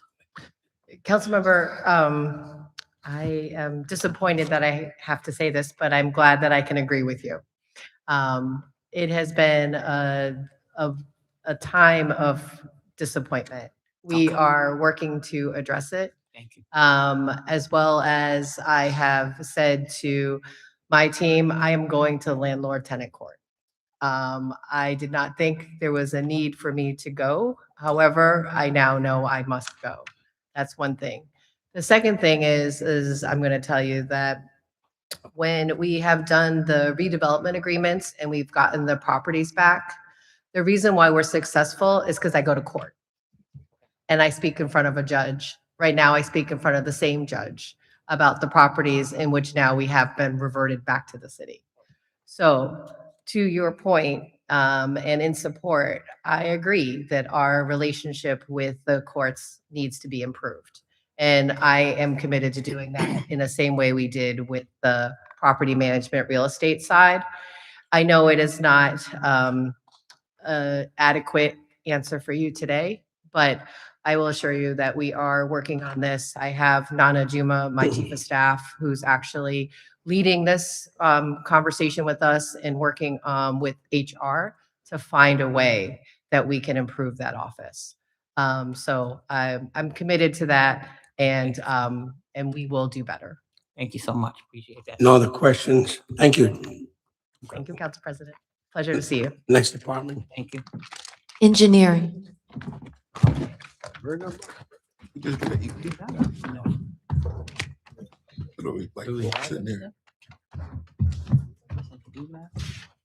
We got something. Don't work. Did we? All right. Engineering is You got here. something from engineering? I was here before. Right here. Oh, that's it right there. No, that's economic. Oh, did I? Did I? You know what? I'm gonna put it in my bag. Yeah. What's it look like? That, oh, that was. No, this. No, this is development. We have two Have you given me all these directors in the books? apartment now. Took it with the other.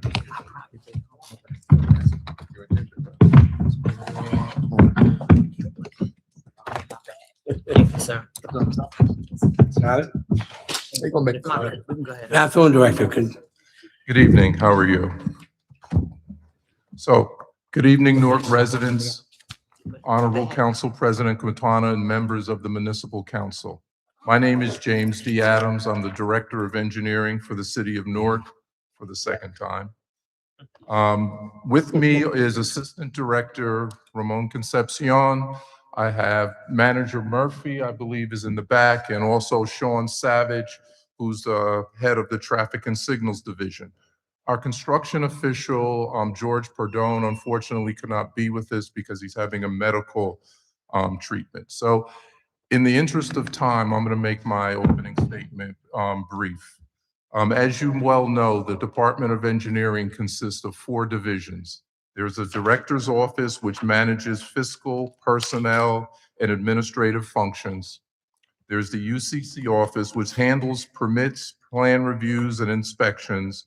There's the Division of Traffic and Signals, which oversees traffic signals, signs, roadways, infrastructure, safety improvements, etc. And finally, but not least, is the Division of Code Enforcement, which enforces property maintenance, quality of life issues, and event enforcements. For this upcoming fiscal year, the Department of Engineering is requesting approximately $22 million for our operating budget. About 32% of this is dedicated to salaries and wages, which is really the focus and really the strength of our department. The engineering department has 111 budgeted positions across the departments, and we have currently have 12 vacancies, which we're actively looking to fill with the assistance of the Human Resource Department and their recently hired recruiter. As far as our department accomplishments, the UCC office, and this is all to date, has approved approximately 1,500 permits. They've issued 192 certificates of occupancy and temporary certificates, and they've generated approximately $4.9 million in permit revenue. The revitalized Code Enforcement Office has generated approximately $456 in court fines. And more importantly, this division under the new leadership has driven corrective actions and improved living conditions throughout our neighborhoods. Finally, Traffic and Signals has secured $57 million in grant funding, and we continue to work with the county, state, and other partners to improve the roadway conditions and support paving and pedestrian safety projects throughout the city. We have a couple of key projects that I just want to briefly mention before I turn it over to questions. First of all, the City Hall modernization program for the elevators. We plan to complete elevators 2 and 4 before Thanksgiving, and we plan to complete elevators 1 and 3 by March 2027, which would obviously improve the accessibility and reliability to this building. Also, out on the road, we have MA 22 and MA 23, which are local aid paving projects, which are currently active with doing both handicap ramps, sidewalks, curbs, and paving. And our striping project, which was just recently awarded, we plan on starting in September. Last, and this is not least, a recently inherited project is the Mulberry Commons pedestrian bridge, which has just reached a significant milestone of 15% complete. This project is scheduled to be complete in the early spring of 2029. What this project will do will link the Mulberry Park, Newark downtown with the Ironbound with a pedestrian-friendly bridge, elevators, and walkways that will complete this project. In closing, we believe that this operating budget reflects the resources needed to maintain the essential services of this department. We understand the trust you place in us, and we are committed to being good stewards of these public funds while delivering visible, measurable results for the residents and businesses. So on behalf of the entire engineering team, we thank you for your consideration for our budget request and your continued partnership with the Department of Engineering. So we'll open it now to questions and comments. Councilman Council. Thank you, Ms. Chair. First of all, Director Adams, under inspections and enforcement, you are looking for an increase in overtime for 82,000, 150,000. Can you explain that when the majority of our code enforcement officers are only working Monday through Friday? Well, while it is true that our code enforcement officers only work Monday through Friday, we're well aware of all of the events, the Saturdays, the Sundays, the heat, the no heat night inspections that they have to do. We just went through the FIFA season where there was numerous events, and code enforcement officers are requested to attend and to cover events by multiple organizations and agencies throughout the city. So it's, even though they work 9 to 5 during the week, special events require them to be on call for those events. So would it be better if we had a staggered schedule? If some of them work Tuesday through Saturday or Wednesday through Sunday, to help cut down on that and have the kind of enforcement out in a community that is needed? I just don't believe public safety doesn't work. They're 24 hours. Sanitation should be 24 hours. Code enforcement should be 24 hours. There are just certain things in the city, and hoping that you come on as the director to begin to look at these things, not just from the perspective of UCC and being able to have folks out here on a weekend to monitor the amount of illegal conversions and the issue of quality of life that is becoming a huge issue in this city. Really needs to fit the background and scope of why we need code enforcement officers, not just Monday through Friday, but we need them out here on Saturdays and Sundays as well. And so if we're looking to like up overtime for all of those different things, and I know it may be different concerts or things that may happen and they may come in, but just by having staggered schedules, we would be able to have those individuals who are already working and can be able to move around and get to those different activities and events. Because it looks like every one of the departments, traffic and signals, has asked for 50,000 increase over in overtime as well. And I know that there are a lot of stop signs that are down during the weekend. There are a lot of street signs that are down during the weekend, and most of those are not picked up until the weekday when the individuals come back in to work. So just trying to figure out the strategies and the allotment of why everyone is asking for all of this overtime. So Councilman Council, let me go in reverse order. It is not true that they're always there on Monday. We have traffic and signals employees who are on call on the weekends. As a matter of fact, this past weekend, there was a light out, I think it was on Green Street and McCarter Highway, where we had to call a crew in at night to be able to repair that. And we have to pay these employees to be on call so they're available in case there's a street light that gets knocked out. These past two storms by PSE&G knocked out street lights where our traffic and signals repairers had to be there alongside PSE&G to repair them. So it is not true that traffic signals wait over the weekend. Granted, there might be a sign here or there that gets knocked down, but I'm going to say this, that we're all engineering department. We're all traffic and signals. So if people see something, they should say something. It's very challenging for the staff that we have to be able to be everywhere at all times. So we invite people to tell us when the signs are knocked down. Tell us when the street lights are not working. Tell us the things that they need corrected, and we will correct them. Do we allocate a certain amount of dollars for rumble strips and speed humps? So we don't necessarily budget for those items. That would be contained in the budgeting that we have that probably says for street paving. But usually rumble strips and I'm going to say traffic calming measures are the results of speeding. And this might not be a popular opinion, but controlling behavior with speeding is enforcement by police. There's nothing better than enforcement by police for speeding. I can put rumble strips and speed humps in every single street. That's not going to stop people from speeding. It is police enforcement that should be first. Are we partners with the police? Absolutely. We'll take streets and we'll narrow them a little bit, which slows people down. We'll put bump outs on intersections that will slow people down. And part of partnering with the police is putting rumble strips down. Well, So, but the question was, do you budget for rumble strips? Yes, we don't budget and specifically there for you rumble go. strips, but Good. we include them as part of safety programs when we do Safe Streets for Right. Schools. We do them in our operating budget for our paving, but we do not have a separate line item for rumble strips. And here's the critical question around calming measures.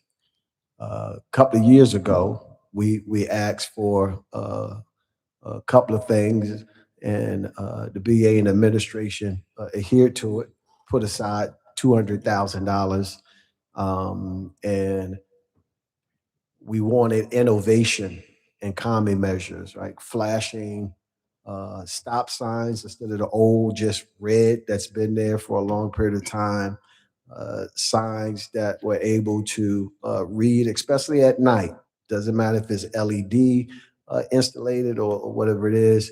And we received 10 extra, and we didn't get them because they don't, I mean, the city may have benefited from them, but the purpose of the council doing it was to make sure that we had in every ward at least 10 signs that would tell people to slow down, show their speed and what was happening.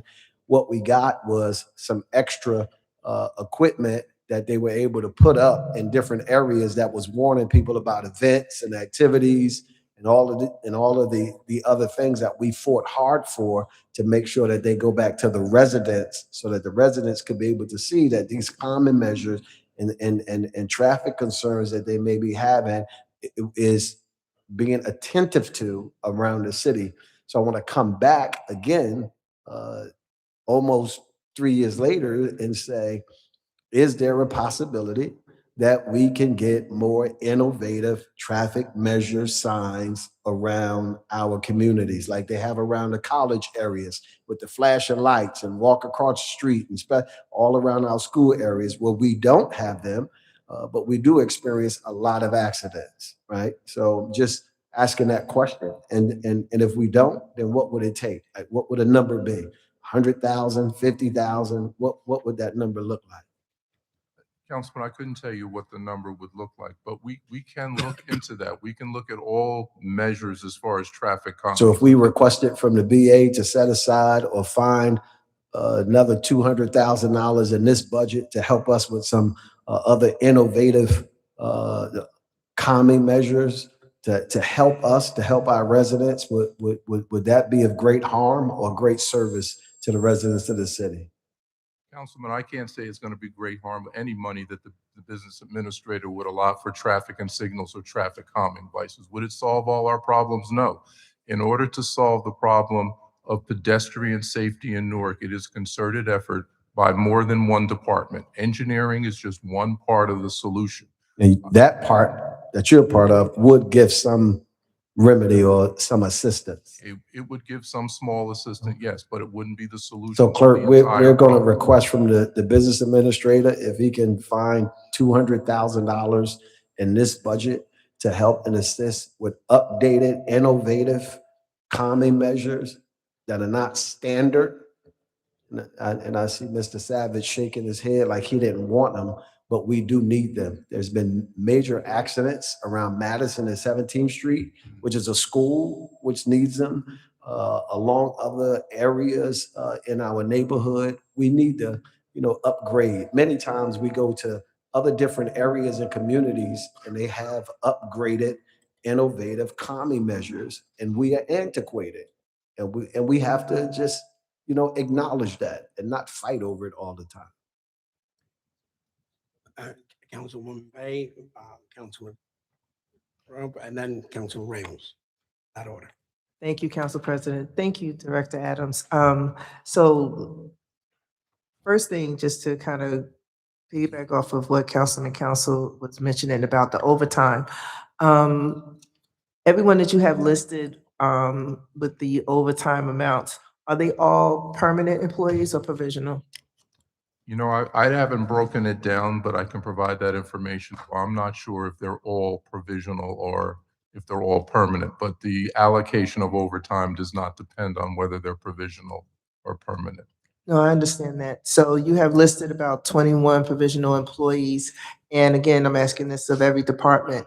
Is there a plan in place to make any of these people, especially the ones who have been there a long time, permanent? So Councilwoman, I'm going to have to cheat and use the previous director's answer.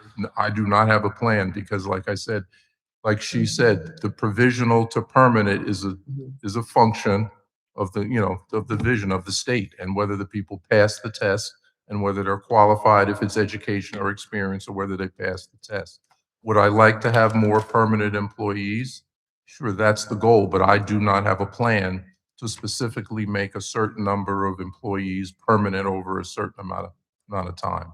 Okay, well, that's actually, and I meant to say that to Deputy Mayor, when we're talking about civil service and making someone, hire someone as a permanent employee are necessarily two different things. But the other thing is that, and I mentioned it when Deputy Mayor was here, about the code enforcement officers that are really needed for the commercial properties and everything that is needed over in EHD. And I know that you are short code enforcement officers. This has been an issue, an ongoing issue for some time. When we talk about the priorities, and I see all of the wonderful projects that are listed there, is there somewhere in the plan when we talk about priorities to discuss options of getting more? And I know that we talked about, it's been coming up about the hiring freeze, and I know I don't want Ms. Tate to kill me because she's like, well, you talk about hiring people.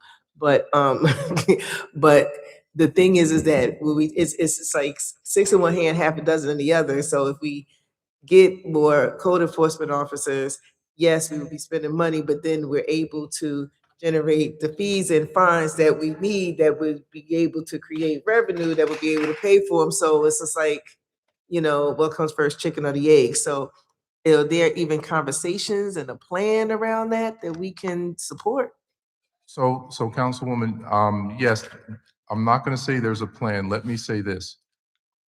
My short-term goals of code enforcement is for reliability, credibility, and to have people come to work and do their jobs. I have to start with that.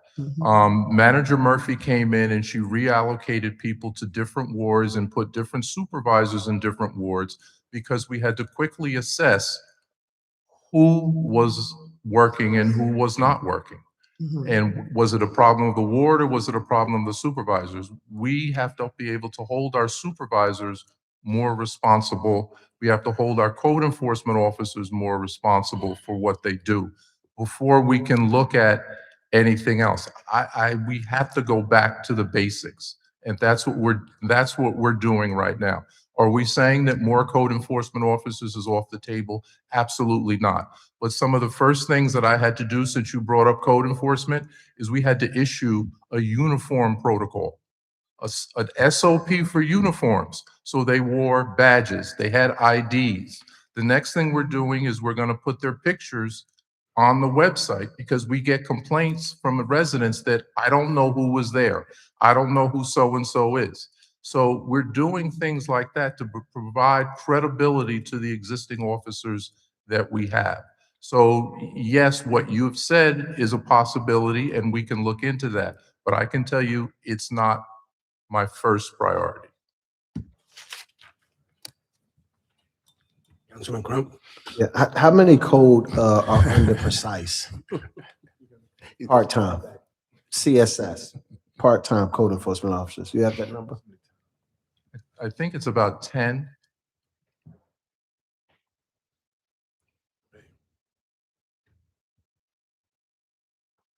And how much do you spend out a year for those 10 part-time? I would have to get back to you on that. I don't know the number off the top of my head. No one has that number?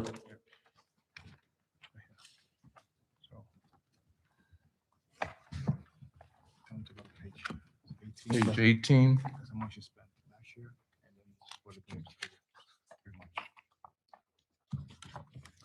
Yeah, on the top of page 18.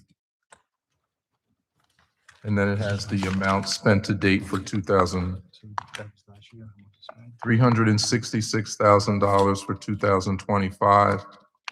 And year to date, 2026 is 223,000. And out of that number, how much do we pay back to civil service and fines for not having civil service? I don't understand the We question. don't, these are part-time individuals, right? And so civil service under the guidelines under civil service, we have to have full-time code enforcement officers. What are the fines that we're paying for I'm not having aware. part-time? I'm not aware of. So you just get fines. that, just get that number to me. That's all. I mean, we have to be paying something to civil service. They're not full-time, they're part-time code enforcement officers. No, excuse me, Council Paso. So it's a difference.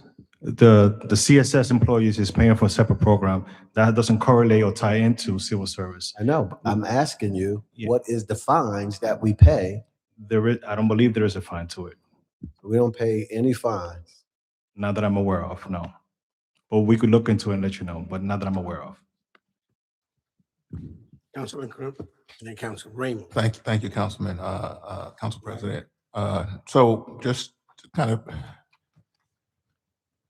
piggyback off of what Councilman Council said earlier regarding the need for code enforcement, UCC, working on weekends or staggered hours, staggered days. Because my concern is that, for the most part, when I see some construction or somebody working on a house on a Sunday, it's because they're doing some illegal conversion. It's because they know that there's nobody going to be out there to spot them. And so my concern would be that we have something in place that where over the weekend we can address those issues that come up, because it happens all the time. And I gotta wait till Monday or Tuesday to reach out to somebody, and whatever they were doing, they're finished at that point. And so I think it's important that we look at not only that, but also, to me, quite honestly, increasing fines for for legal conversion, because at the end of the day, once they finished, once they built the house, once they move people in, they're good. And it's very difficult to do anything about that. So I'd hope that you look at other revenue generating opportunities, that in particular, as well as some of the others that were mentioned, because I think we're missing a lot of opportunities for us to find revenue that's going to help and assist the residents, and making sure that they're not in more importantly, that they're not in a situation where it is really an uninhabitable house or other kind of issues that may occur. We don't want our residents, especially those with small children, to be in a situation where his house was illegally converted. People feel comfortable doing it. Developers feel comfortable doing that construction over the weekend because there is no real penalty for them. So I hope that you look at deeper fines and more excessive ones that will be make that kind of construction prohibitive. Thank you, Council. Council Ramos. Thank you, Mr. President. Directors, it's good to see you back. I've looked at the department's budget over the years, and I know engineering, similar to other departments, but in some cases more so, you've been impacted by a lot of retirements over the years, and individuals who've left the city to work for other towns and municipalities. And many of these individuals were in very specialized kind of positions. And it appears that, based on your vacancy report, that a number of those positions haven't been filled in years. What do you attribute that to? Is it that the city is not as competitive when it comes to the salaries that we offer for these very specialized positions that we need in order to effectively operate your department, to make sure that we're getting our paving contracts done in a timely fashion, to ensure that our code enforcement office, and we just have a new person now who's in charge, so that's definitely a good sign. Even like the building department, I know over the years, there are at least 3 or 4 people that I physically used to run into all the time walking around City Hall who retired recently, and I'm not sure who were brought in to replace those very essential employees. Like, what do you need in order to be more competitive, in order to recruit some of these individuals who've left us to go to work for Patterson, who've retired? How can we be helpful? Thank you, Councilman, for that question. So let me do it in 3 buckets: UCC, engineering, and I think you referred to the city surveyor. So I'm going to go in reverse order. There is a shortage around the country and in New Jersey for licensed surveyors. People do not go into that business anymore. The consulting firm that I used to work with could not find surveyors. They were even looking at buying a surveying firm to serve that position, and that's the position where our surveyor left in December. So we're experiencing the same thing that everybody, whether you're private or public, is experiencing. So to solve this problem, what the engineering department has done is we have an on-call firm that's going to provide us survey services. It is not the optimal solution, but it's something that we had to do because we were behind in other survey work. Now, as far as engineers, yes, it's true that even Traffic and Signals has lost engineers to other public entities. We're unfortunately in a situation where the Port Authority of New York and New Jersey is looking for engineers. New Jersey Transit is looking for engineers. We have the biggest infrastructure project in the entire country with the Gateway Tunnel, who's looking for the same engineers. So yes, while we are recruiting engineers, it just takes a little magic touch, and thank God that HR now has a recruiter that's been helping get us more candidates for those engineering positions. But it is a challenge to find engineers to deliver our projects. It's something we're working on, something we're cognizant on, and it's going to take a little more effort than normal, but it's a result of the industry and the time that we're in. As far as how can the council help, the council has been a great help in providing salaries that are competitive. But like I said, we're fighting an uphill battle. with bringing in engineers.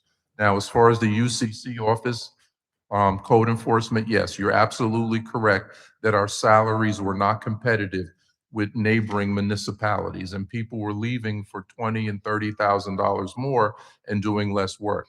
But the assistant business administrator, the chief of staff, and the business administrator have supported us with making our salaries competitive. So we are expecting to be able to fill all of our UCC positions where we'll have a building, electrical, plumbing, inspector. We'll have 5 inspectors and a subcode, which we believe will be able to help us handle some of the issues and some of the challenges that we're having in the UCC office.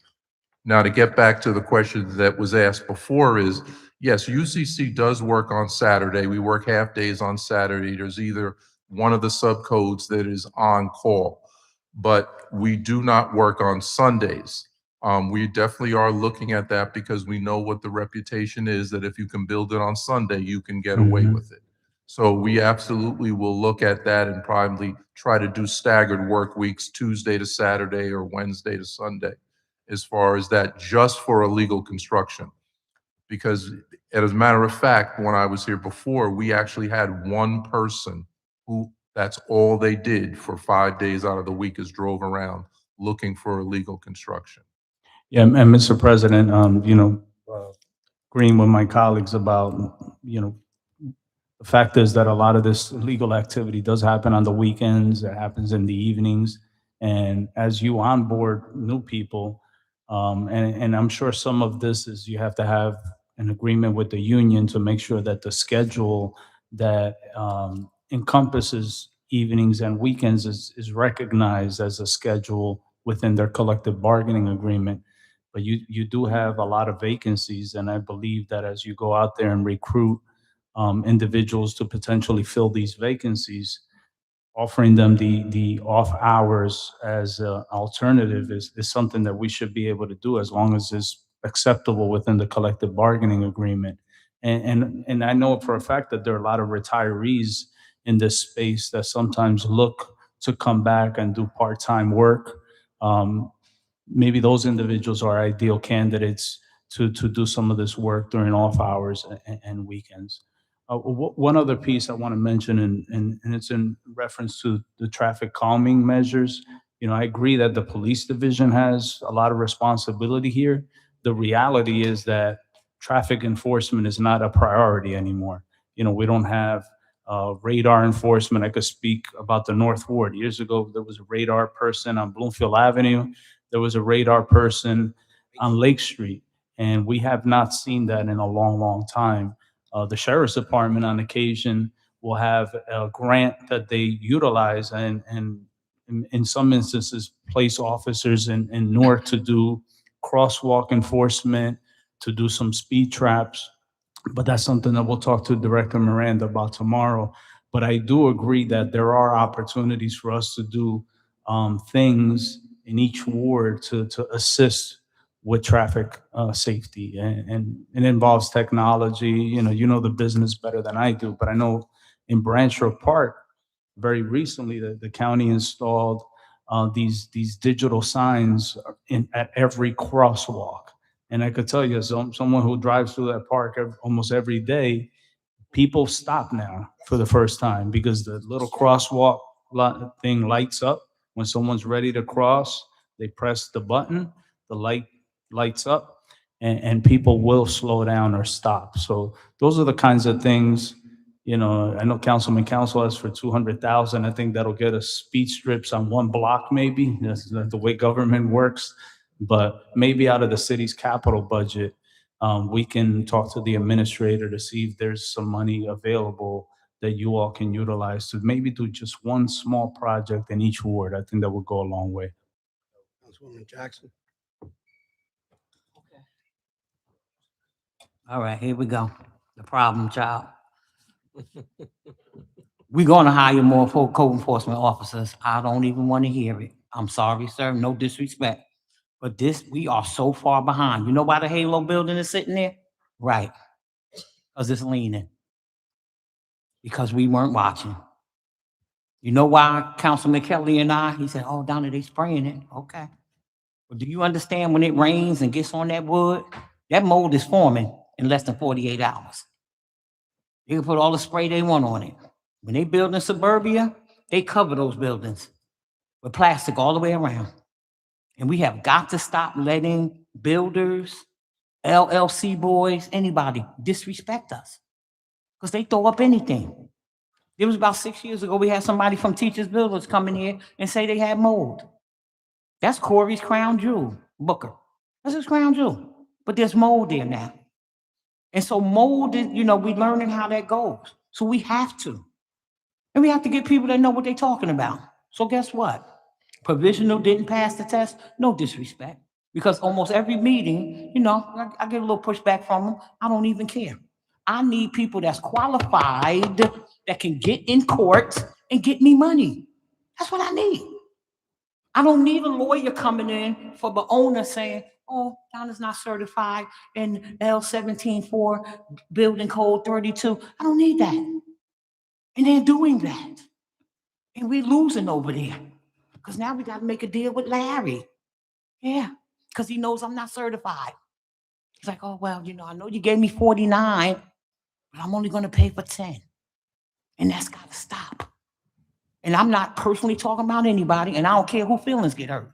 Folks need to be certified in the content area where we need them to attack. This ain't no on-the-job training. This is know the laws and do the job. It's no harder than that.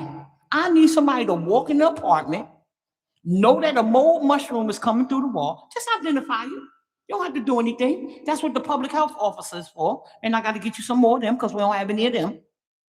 They need to come in and help the tenant, help Larry fix the problem. We got to double the fines because let me tell you where they don't have a lot of problems at. East Orange, New Jersey. Because I'm going to tell you this. They take you to court for $5,000 for what they allegedly call debris. You know what debris is? Leaves in your driveway. And you will pay that $5,000 because I got a whole lot of friends and family that live in East Orange, and that's right across the street. We need to look at what's working across the country. Okay, I'm with that. But we need to watch what works here. And the one thing that is not working here is enforcement. I think you agree with that. And if we have folks that we can train like they do for police and fire, the little unions get together and give people practice tests, we can do that. We're going to put them people over there and we're going to open up the test. We're going to let people take it. And some of these young children coming out of school and some of these folks that's sitting home not doing anything, pass the test, we're going to put them on the job. Because I need somebody who could fill out a code enforcement report so that when I take Larry to court, I can get him. Right. And then you can get your thousands that Larry owes you. And then Pat can get his because he's still listed as the apartment tenant and I'm the new tenant. It works all the way around. So I can't accept, not me, that we can't hire anybody right now. I'll find the money. Don't worry, I'll find it. The more people we enforce the laws with, the better we can do. If these people pay what they owe, we could do it. If we increase the fines for all the, I just got a call, the Kislack building. Y'all not even checking these buildings downtown. The ceiling just fell. The man just called me yesterday. They just remodeled that building. Not even 5 years, not even 4. I don't even think 3. And the man is paying over $3,500 a month. Now, how long is it going to take us to send somebody down there? Forever. Because we're dealing with other stuff. We are missing the opportunity. The reason the city don't have any money, because we don't do enforcement. I asked the police department a little while ago, when is the last time y'all wrote a do not block the box ticket? That's something simple. That's why you can't make it down Broad Street in less than 45 minutes, from 6 o'clock in the morning to 9, and in the afternoon from 3:30 to 7. You can't drive around this city because there's no enforcement. So you have to. I know you have to hire more people because we have to do enforcement.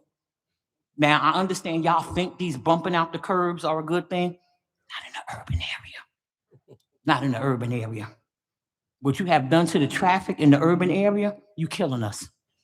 We got schools. You got people now blocking off streets. 8th Street, 9th Street, Central Avenue. It's crazy. We not South Orange. They bumped out and look what they got. Take you an hour to ride up to St. Barnabas, when before it didn't take you that time. So I get it. Oh, we want to look nice. We want to look suburban. We're not suburban. We're urban. And I don't have a problem with us fixing the storefronts, but I do have a problem when I can't pull out my block because you don't bump these curbs out. Then you want to put 3 parking spaces there, and it's not working. Now you're doing it in the residential areas.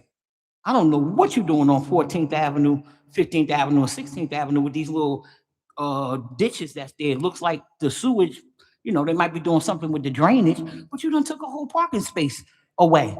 Over there by the movie theater, over on 15th Ave. I don't know. And then the other problem too, publications, you need to explain to the community what that is.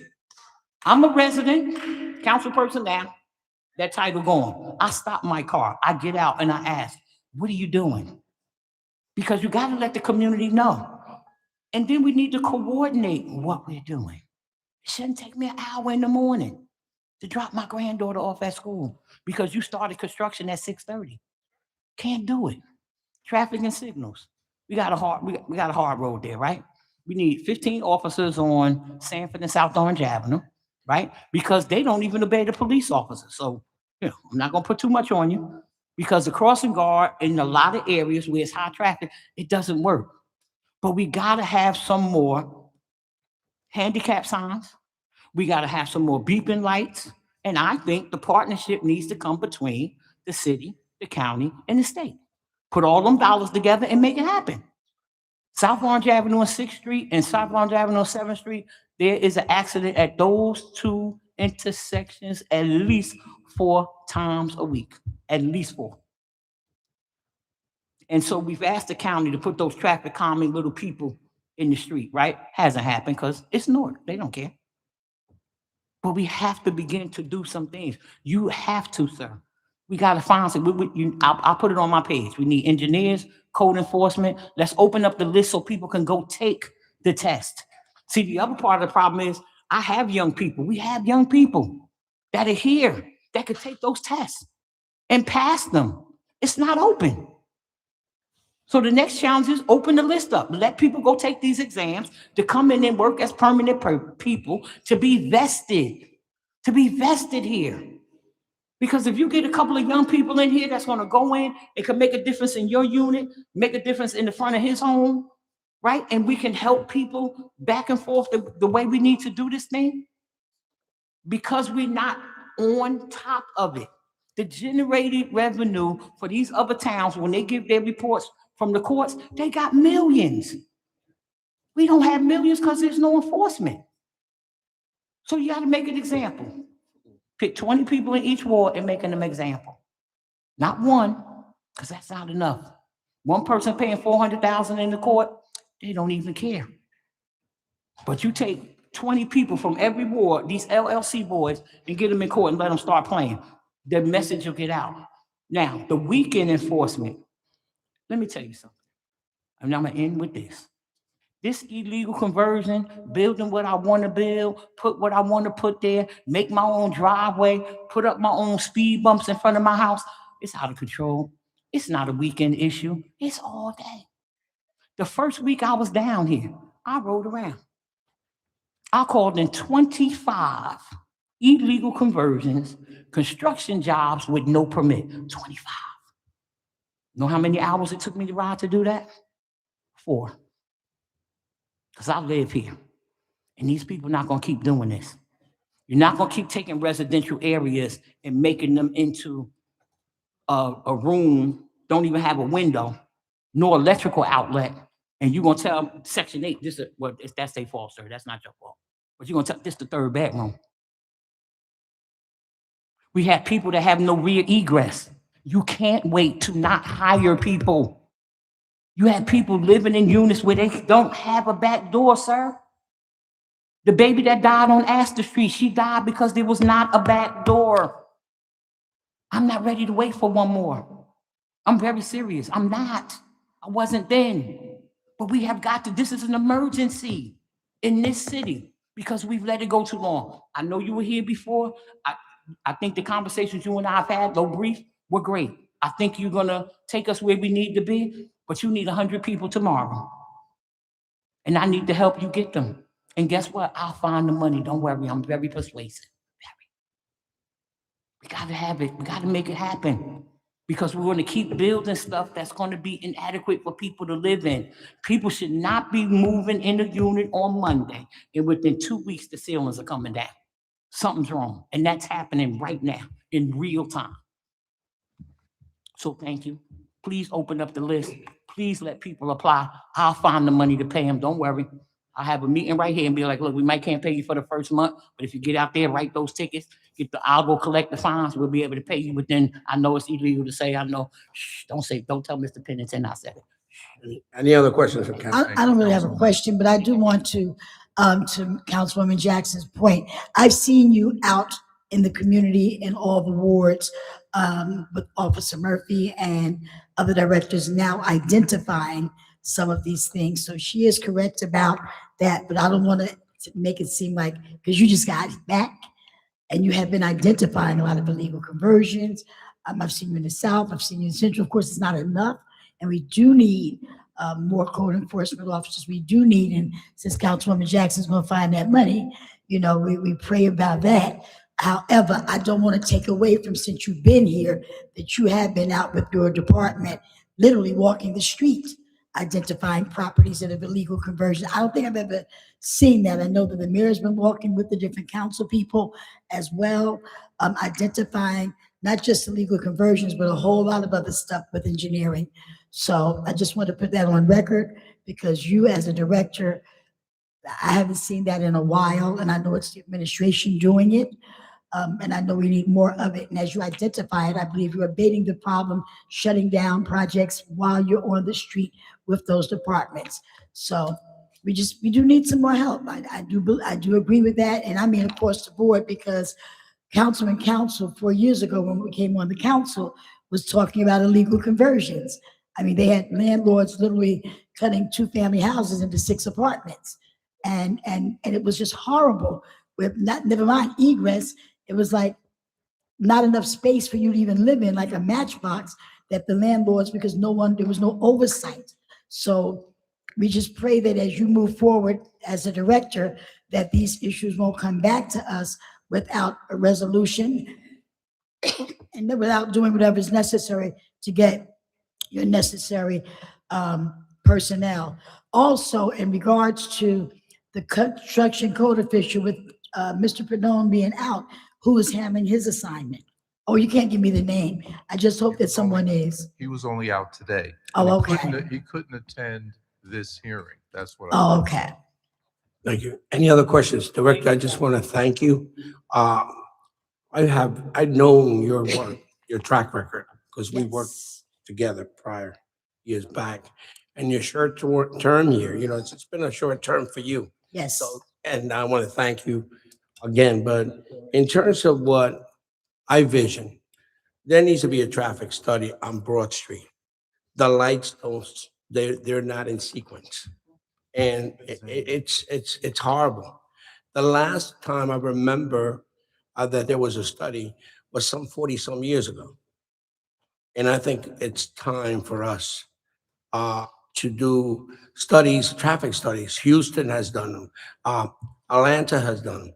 And it's time for us to have some study in terms of bringing in traffic. If you go down Broad Street, by the YMCA, the light will change, and then they're not in sequence all the way down to Clay Street. So there needs to be some sequence of traffic studies. Because again, the other thing is too, we need to sit down with the PSCGs. The city is dark at night, and we need to tell PSCG that we need to light up the city. And then the utility companies, they got to come and trim some of those trees that are blocking the lights, whether it be Verizon or PSCG. We got to stay on top of them. So I believe these things can be done, but we got to appropriate some money for a study on traffic study. The last time it was 40 some years ago. And we can't keep waiting another 40 years. Technologies is advanced, and we are not in the technology of the light systems in our city. Thank you, Thank you. Council President. Thank you, Councilperson. I just want to address Councilwoman Jackson, some of the things that you mentioned. I'm going to start with UCC. Every person in UCC is licensed by the state of New Jersey. You pick any one of those inspectors, you can go to the Division's Community Affairs, UCC section under licensing, and you can see the license that they have. I've also told the construction official to keep a copy of their certifications in a file in his office. The technical assistants, if they're not licensed now, they will be shortly. Your issue came up about code enforcement. Yes, training is something that we are going to initiate for code enforcement officers, because in the past, certain officers were skilled in certain things. We wanted to be able to, every officer can do everything and be able to comply with all of the code enforcement areas of our municipal code. So you're right, we have work to do there, and we are working on that. You mentioned about the bump outs and how it's sometimes troubling. Understand, this is not 40 years ago. We have pedestrians, we have bicycles. Pedestrian safety is also one of our biggest concerns. These bump outs, what they do is they reduce the crossing distance across the street. As a matter of fact, the Broad Street vision was what started when I was here before, and that was one of the biggest concerns, is people walking a long way across a street. So bump outs reduce that distance, and it's for pedestrians. As far as the traffic study, yes, we'll look to get funding for the TPA to do a traffic study, because it is way, way overdue. And as far as PSE&G, the BA is meeting with the high-level people of PSE&G to talk about lighting, to talk about the billing, to talk about this mysterious agreement that we have with PSE&G. So those things are all actively being pursued. Thank you. Thank you. Thank you so much. Thank you. Good evening. Appreciate you. Thank you. Madam Clerk, next department. Finance. Finance. There it is. Hey, you're gonna be the, hey, you're gonna be the landlord in this event. Landlord, and then now we're gonna be the tenant. Oh, I knew I want to say about the construction officials. Mr. Guzman, good evening. Who's your staff? Yes, good evening, Council President, council members. I'll try to be as brief as possible, but to be able to provide as much information as you may need from me. Good evening, Council President, council members. I'm Benjamin Guzman, Acting Finance Director. It's a pleasure to be here today and to present the Department of Finance's 2026 budget review. The Department of Finance is responsible for collecting, safeguarding, and processing all forms of revenue for the city. We also manage all bonds, notes, grants, trusts, and investments flowing into and out of the city, as well as maintaining account records, financial systems, and financial reporting.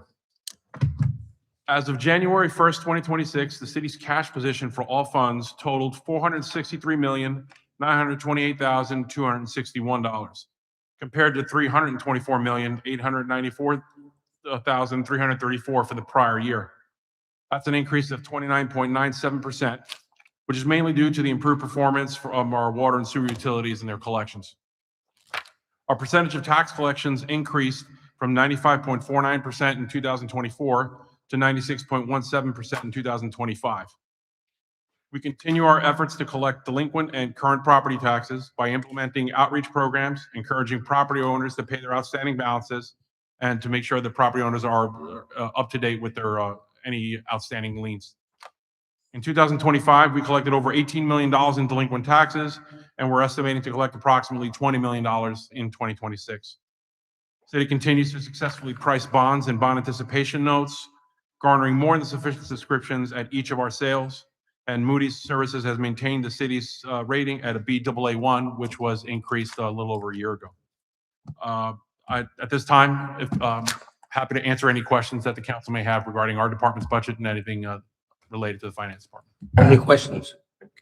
Councilman Crump? Yeah, just a question with regards to overtime.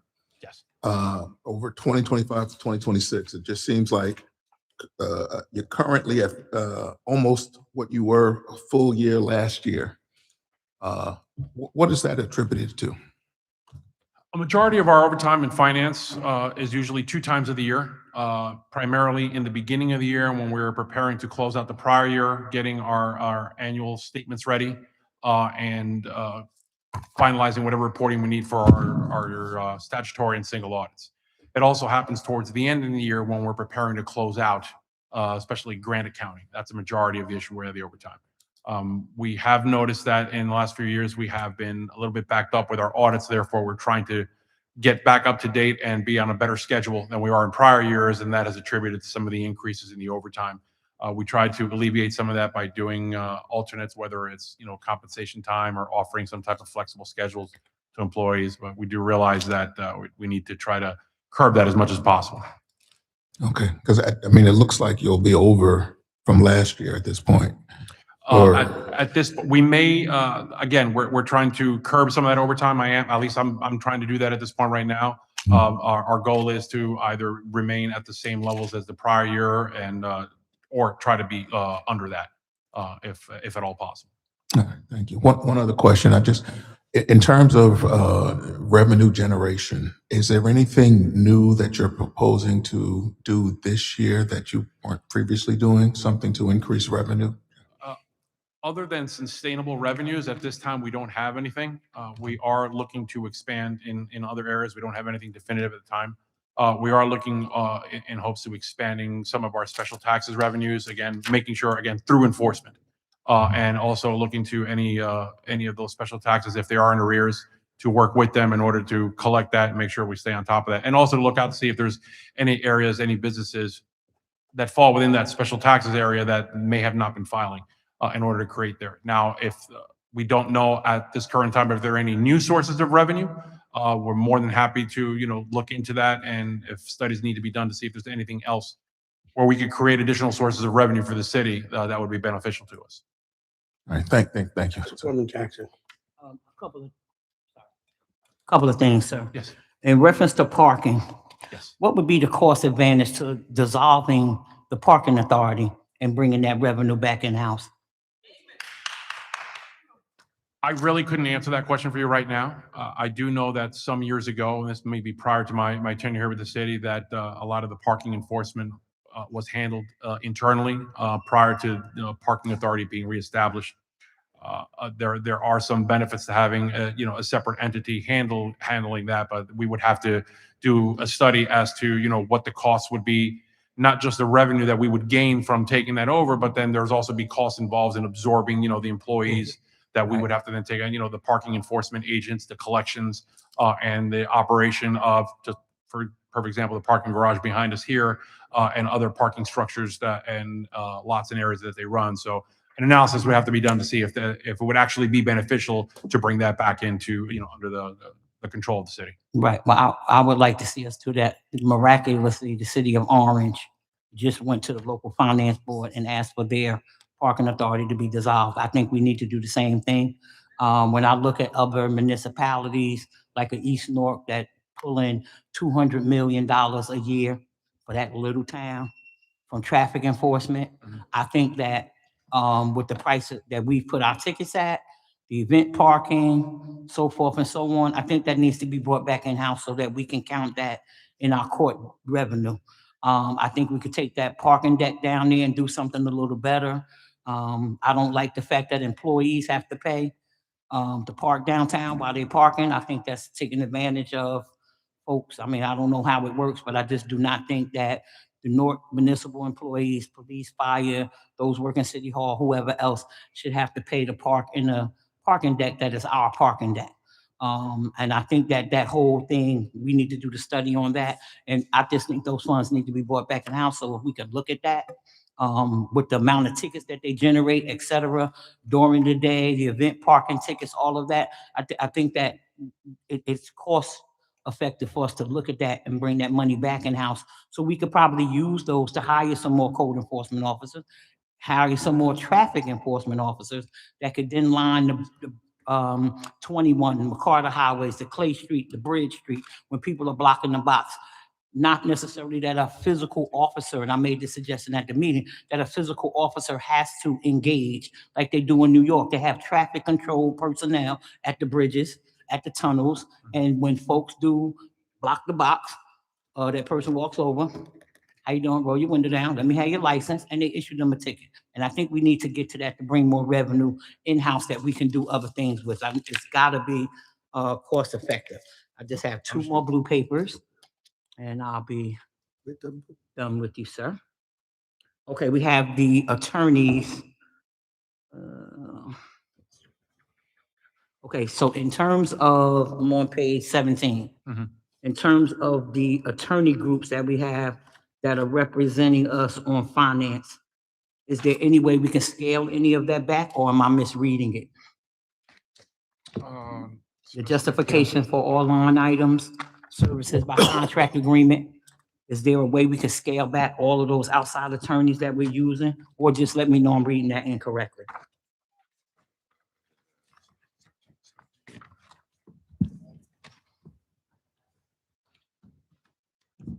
Well, some of the attorneys on there, I mean, there's always room for being able to reduce costs. A majority of the attorneys that the finance department uses is primarily for bond counsel services, which is something that we don't have in-house. Historically, those costs, we usually roll them into the cost of a bond or a note sale. Again, ultimately, the city of Newark is paying for that. But what I've tried to do in the past is whenever the city of Newark has to go out to market and sell bonds, we try to strategically assure that I'm not selling a bond this month and then going out to market 3 or 4 weeks later to sell or roll over another bond. If I could consolidate it, because then it's just the economy of scale. I'm going to the market once, and it actually makes more economic sense to do something like that. By doing that, we're only being charged by bond counselor and our financial advisors for 1 transaction versus multiple transactions. I've always, taken into consideration in order to be able to save costs. And if it's not necessary, if we don't need all the services that they provide, I'm more than happy to always look at a case by case basis. And if the services aren't needed, then we could cut back on it. We've historically, I've tried to stay within the same amount year after year, because it is somewhat of a determined amount of bond sales that we do it in a certain year, unless we are in the process of doing a new capital ordinance. So that's something that we would have to engage them in order for those services in order to be completed. Okay, 2 more quick things. Yes. I'm a advocate against accelerated tax sale for my own personal reasons. I don't like to see folks losing their homes. I don't like to see liens, and I'm not saying that you do. But I just think we need to slow down, for me, how we're doing that. Because there are some people, particularly in our elderly community, I said yesterday, and I'll be quick with it, that don't understand. Yes, Director Michelle, because I can't think of her last name, I apologize, Tax Collector Michelle, in the tax office. She does do a good job, Ms. Jones, thank you. She does an excellent job when people come in to explain to them. But I think overall, some people aren't able to come in. Some people are fearful of coming in because they got that note, or we're gonna, your lien is up today, or we're selling it. So I just want us to be careful when we're doing those tax sales. And if we could do a little review of those as well, just to, see if it's my grandmom, Miss Bay's grandmom, people who have been in their houses. What I see in the calls I'm getting in the last couple of years, people have been in their homes 50, 60 years, and they're facing these tax liens. And I think that there's enough DCA mortgage money out there to help some of these folks. And I think we need to push them in that direction so we can make them whole on our tax records. I understand we need the revenue, but I don't like when we make the revenue and then I'm able to come in and put a lien on Miss Bay's house, Mr. Ramos's house, et cetera. And then by the time it comes up to, I'll just use you guys because you're here. Thank you so much. I appreciate the love. So that we don't have to, let them feel like they're desperate to, because a lot of people are afraid when that first lien comes. So I understand statutorily you guys can do accelerated, but I think we need to find another method to try to help some of these homeowners who most of them have paid their homes off. And when I'm living somewhere 67 years, I'm not going anyplace else. There's nowhere else for me to go. So if we could look at that.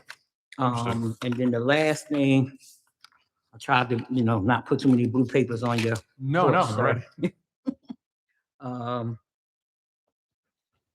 You took the time with all this nice colored paper. I just want you to know I read it. Uh, In terms of revenue collection, when it comes to customer service, tax lien unit, and tax accounting, could we just make sure that we are on target with that? In terms of folks coming in, a lot of elders come in.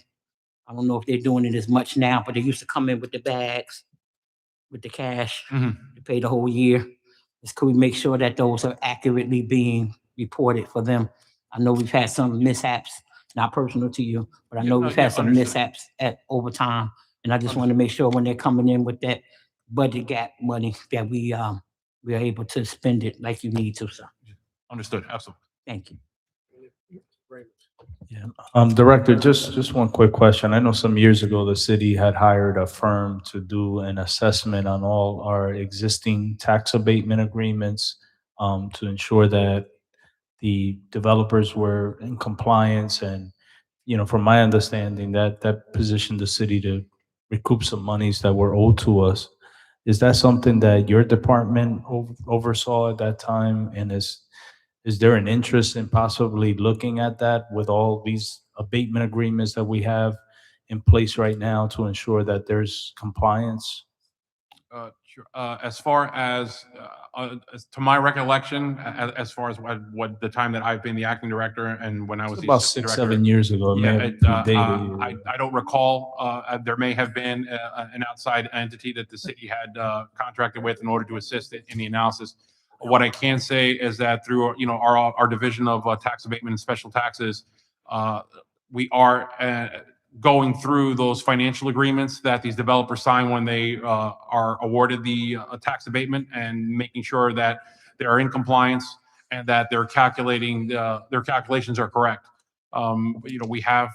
We may be slightly behind schedule on some of them, but we are doing our best to catch up on all these developers and make sure that the tax abatements, again, the financial statements that they're supposed to submit, that are being submitted timely. I am impressing upon that division that if those developers are not meeting the timelines, that they are communicating with them, that if they don't do so by a certain period of time, then we'll start working in conjunction with the administration and economic and housing development to see, what recourse we may be able to have for some of those developers that they're out of Yeah, compliance. my thing is with all these contracts that we have, legal, accountants, engineers, like they might not be a bad agreement to look to establish to help, the limited number of staff that you have in that office. 'Cause you do have a lot of agreements in place. And I'm sure that if you sought the help of a professional to come in and help, they may find some monies that are owed to the city. Any other, Councilwoman Bay? Thank you, Council President. Councilman Council and Councilman Ramos actually touched on the other questions I've had, so I just have one simple one. Going back to the contracts and these companies, whether they're the law firms and all the ones that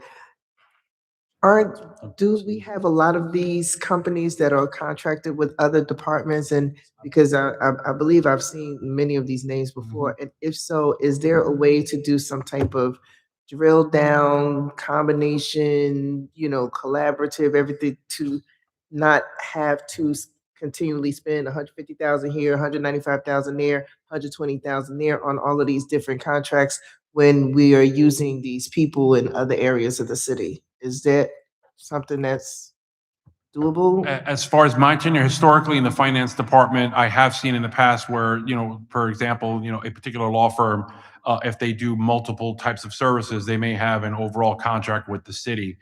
I think historically it's just for tracking purposes and for accounting purposes, it has just made better sense to have separate contracts with whatever department or division that they're working in. With the instance in the finance department, we primarily deal with law firms that deal with financial transactions, as in with bond counsels. Some of the names you have seen, we have worked with Dakotas Fitzpatrick. Now there's Dakotas Doyle, which the city also works with, but they're more specifically with economic and housing development, not necessarily finance as much. And then we do have, one or two financial advisors that we work in, because again, we don't want to just stick to one particular financial advisor, because other companies may have a better expertise in a certain area when we need it. But I'm more than happy to, look into that with the other departments within the city through the administration, that if it does make sense to consolidate some of these contracts. Again, you see the amounts to be 150, 100, 175 or $200,000. That is the do not exceed amount. And again, as I mentioned earlier, I pride myself in trying to make sure that we spend as little as that money as much as possible, because every penny saved is a penny earned, and that helps every taxpayer in this great city of ours. Thank you, Director. Any other questions? Any questions? Thank you, Mr. Director. You're welcome. Next department. Department of Health and Community Wellness. Oh, this department has a lot of staff. They're present. I see Miss Maria Rizarri, who's here, who started at 18 years of age in the health department. I'm just putting that. That's not for the record.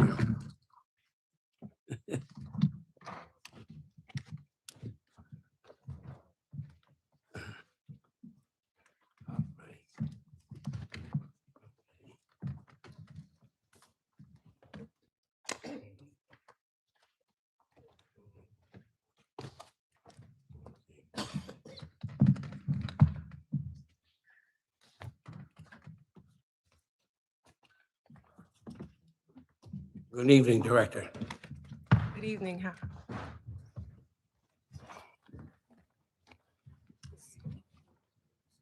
In the packet that I've distributed to you, you'll find our organizational chart, including a description of the services that we provide throughout our 6 divisions. Also in that folder is a snapshot of the financial and personnel information I'm about to share with you.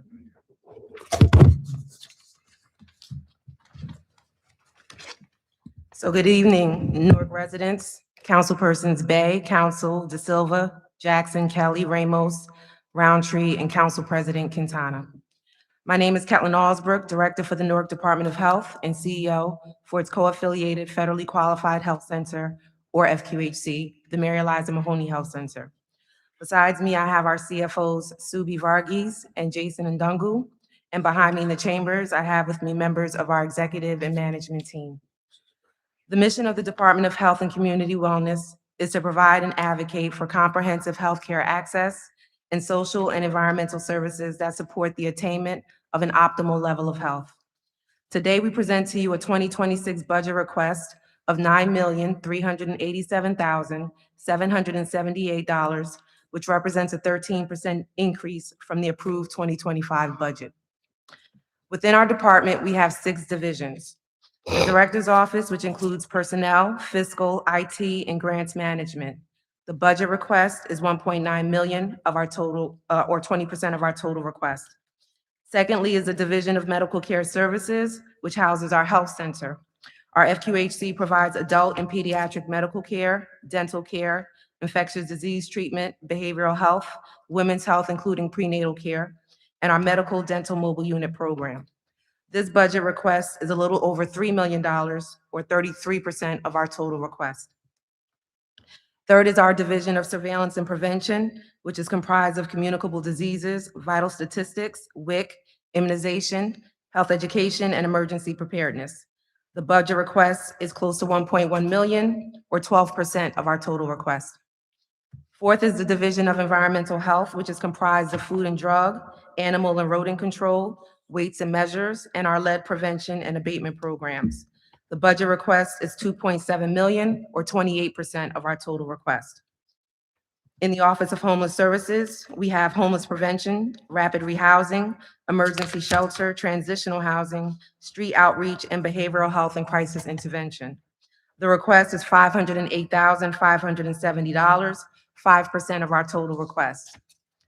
And lastly, in our Division of Health Planning, home to our Ryan White program, which provides funding to hospitals, community-based organizations, and health centers who provide medical and social services to over 6,000 people living with HIV across 5 North Jersey counties. Our city operating budget request is $180,208, or 2% of our total budget request. The 2026 budget request of $9.4 million represents a 13% increase from the 2025 adopted budget. This includes personnel costs, which have increased 14% due to negotiated Council 21 union salary increases and the transfer of building service workers from DPW to our budget. Overtime increased 21% due to increases in environmental health, animal and vermin control coverage for after hours, and health inspections at public events. And in the Office of Homeless Services, where we do after hours coverage for outreach and engagement of our residents without addresses. Travel allowance increased 25% due to negotiated local 229 union increases, and janitorial services increased by 50%, reflecting a full year's contract because that contract was introduced mid-year last year. And lastly, furniture expenses for the Office of Homeless Services to replace old and broken furniture. The department's operational costs are supported through 42 federal, state, and local grants totaling $61,028,173. This brings the department's total annual budget to $70,415,951, 87% grants, and 13% city operating. These grants support the delivery of medical care and public health services to over 80,000 people each year. To date, over 800 women screened for breast cancer, over 2,000 for cervical cancer, close to 3,000 people screened for colorectal cancer, close to 6,000 people screened for depression, and over 1,200 patients being treated for hypertension, which is linked to cardiovascular disease, the leading cause of death in our city, in our county, in our state, and in this country. With respect to personnel, the Department of Health has 280 active civil service employees, 44 temporary or seasonal employees, and 25 vacancies for a total of 305 personnel slots. 12 of our 25 vacancies have pending new hires already in the queue, bringing the number of true vacancies down to 13. And 5 of our 44 temporary employees are part of that pool of new hires that are pending, which will bring our temporary staffing count down to 39. With respect to provisional employees, a total of 104 at this time, 57% are waiting to be tested, waiting for results, or waiting to be certified for their titles through the Civil Service Commission. Overall, 54% of our workforce are funded through grants. This year's top priority projects, which will carry into 2027, includes the opening of our second school-based clinic at Park Elementary in the North Ward, where we will offer family health and women's health care services to the students and families of the school, as well as the neighboring community. Councilman Ramos, we are currently in the licensing phase with the Department of Health. Once approved, the renovation of the space is expected to take 4 to 6 months. In addition to our 3 medical mobile units where we provide primary care, physicals, vaccination services, and more, we have our dental mobile unit, which brings much needed oral health care into the community. That's exams, that's cleanings, that's fillings, that's even minor surgery. Our 340B program affords us the ability to provide prescription assistance to our uninsured and financially stressed patients at no cost to the city and for a nominal copay of just $7 for that patient. Through our partnership with RWJ Barnabas Health, we provide transportation assistance to our patients, bringing them to their appointments and back home, again, at no cost to the city. Also in partnership with RWJ Barnabas Health, we are excited to open our food pharmacy program in time for Thanksgiving. We are being intentional in how we adopt the food as medicine approach to care, which recognizes that beyond sustenance, food is a powerful agent for promoting health and combating disease. We will be utilizing food's therapeutic potential to bolster immune response and to reduce the risk of chronic illnesses through nutritional counseling, through tailored meal plans, and to provide patients with access to healthy foods, fruits, and vegetables, again, at no cost to the patient or to the city. Before this year is over, we will have cut the ribbon on the Sheila Oliver Drop-In Center, a facility that would serve as a safe space for our residents without addresses to get connected to care, medical and behavioral, access to support like case management, housing, and food assistance. The Drop-In Center will also provide showering and laundry services to support the sanitary well-being of our residents without addresses. And lastly, but very important, it is our efforts to combat the detrimental impact that the federal administration's One Big Beautiful Bill Act, or HR 1, will have on our Medicaid population. 1/3 of Newark residents rely on Medicaid for their health care, and 1 in 5 New Jersey residents rely on Medicaid for their health care. These policy changes will make qualifying for and maintaining public health insurance difficult at best and impossible in some cases for thousands of people. But that's the point. Effective October 1st, non-citizen refugees, asylees, parolees, domestic violence victims, victims of human trafficking will no longer be eligible for Medicaid. And effective January 1, the Medicaid expansion group of 19 to 64-year-olds will be required to fulfill an 80-hour-a-month quota of community engagement services to qualify and maintain their Medicaid benefits. They will also have to recertify every 6 months to maintain coverage for the year. The only exceptions to this new policy are the medically frail and disabled, pregnant and postpartum women, caregivers of children under the age of 14, and a few special groups. The fact is that people with health insurance have better health outcomes. They access preventive care more regularly, which allows us to detect diseases early when they're easier to treat and before it becomes an emergency that sends them to the hospital. Their chronic illness is managed more effectively through monitoring and regular access to medications, and financial barriers are reduced or removed so that individuals aren't stressing out about the cost of care. And worse yet, diluting the quality of care that they receive by skipping on medical appointments or rationing out their medications so it lasts longer. This is why every patient receives benefit determination assistance and support with insurance navigation as part of their care when they come to our health center. So when you consider our $9.4 million budget request that we've bolstered with over $60 million in grants, understand the deep and generational impact that the vast portfolio of services we offer to the community ultimately has. Your Newark Health Department is deeply committed to its mission, even when the powers that be are not. Our efforts to prevent the spread of diseases, to promote health and well-being, to provide care and treatment, and to protect people will continue in spite of and because of the challenges that we are facing. Thank you to the administration and our council for your unwavering support, and to the residents of the city that we faithfully serve each day. Any questions? Councilwoman Bay, thank you.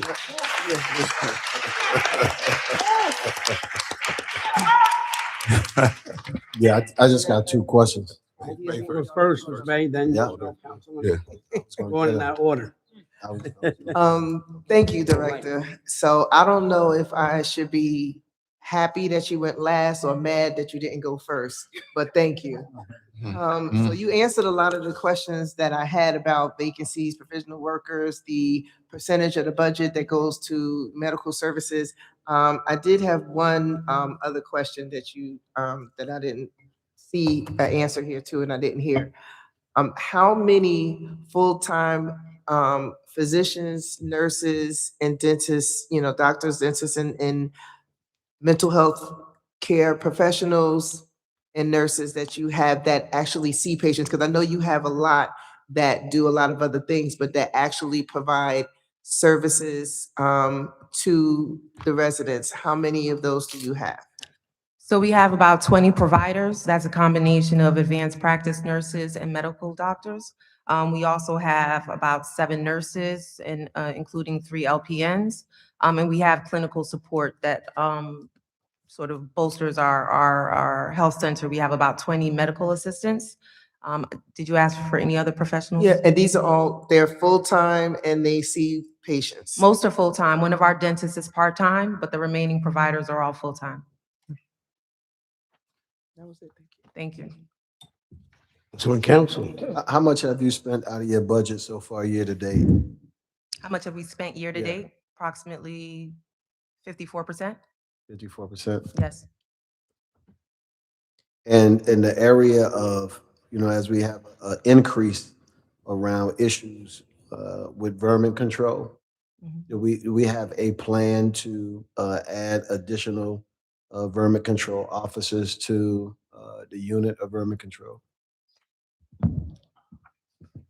At this time, no, we do not have a vacant position for a vermin control officer, although that we can look at that. We do have 2 vacancies in the Division of Environmental Health. One of them is a registered environmental health specialist vacancy. If we are unable to fill that position, then we may look at converting that to a vermin control officer, but the priority right now is to hire an additional health inspector to cover the work that we do here in the city. Councilman Kelly, and then Council Ramos. Thank you, Council President. I was gonna ask a similar question that Councilman Council asked about the vermin control. First of all, I just want to say, thank you for the job that you're doing. Every time that I give you a call about something that's happening in any one of these areas, you are on point with it and you get right on it, and I really appreciate that.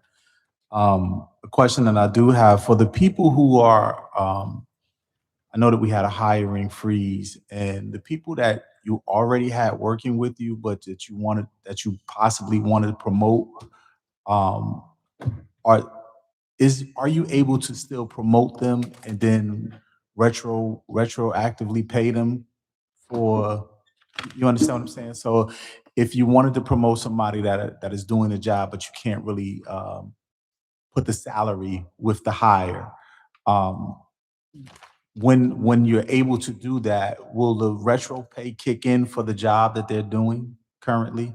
Do you have any employees that's like that? Yes, from time to time, when a employee moves into another position, there may be retroactive pay that they're entitled to based on when the request to hire or the request to promote was submitted through the administration. Generally, I will have a conversation with the business administrator well in advance if I'm putting somebody in a position that they are not currently being paid for, to ensure that they are appropriately compensated once their paperwork is approved. If that is not possible, then the change in responsibilities will align with when the paperwork is approved, so that someone is not working in a position and not being appropriately compensated for it. Thank you. You're welcome. Ramos. Thank you, Chairman, and just want to thank the director and her team for a pretty thorough presentation. Just a few questions. The first one is, over the years, I don't think, first of all, people recognize how many different things the health department does, right? So it's a pretty interesting budget to look at, because you really get a full understanding of all the different divisions and subdivisions. As it relates to the person that you have now overseeing, like the medical director, I guess, for lack of a better term, I know over the years there's been a lot of transition in that position, right? We've had people who start with us as a director of the medical facility, and then like a few months later, there's somebody new. Where are we at as it relates to that? And do you think, we're at a position now where we're going to have some stability in that person? Absolutely. Dr. Norma Milanes Roberts is our medical director. Unfortunately, she had a pre-scheduled vacation, so she could not be here today. She's been with us for about 3 months now, but she was working as a provider in our health center prior to stepping into that position. And she actually replaced one of our medical providers, who is still with us, but is looking to retire soon. And Dr. O'Neill, who was in that position prior, has been with the department for quite some time. We've actually had more consistency with that position than you may realize. And we do have also our dental director, Dr. Marshall, who I believe is still in the chambers. And she leads a very amazing team of dentists. And we have a health officer, Marsha McGowan, Yeah. who is with us as well. And she's been with the department for well over 20 years, and actually returned from retirement to support our work. So the person in charge of the health center, is it the same as the medical director, or are they two separate people? So the leadership structure for the health center is the CEO, which I am. There's a chief operating officer. Actually, Maria Arizari is serving as the interim chief operating officer for the health center. And the medical director and dental director and our CFO cover the C-suite, if you will, the executive team for the health center. Okay. And I just want to say that last week I had the opportunity to tour the Humane Society with the director and her team. And that's another one of their roles, right? Many roles, like they inspect that facility. I know we've heard a lot of concern and, some of the horror stories over the years about the conditions for the animals that are housed there. And I have to tell you that, we saw a lot of improvements when we went through last week.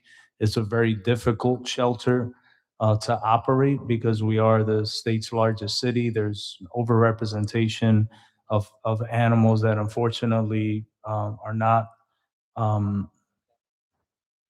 well, in some cases are not the the first choices when it comes to adoption, right? And they tend to be housed there for a long time. But I have to thank the director and her team because you could tell that they were definitely on top of things.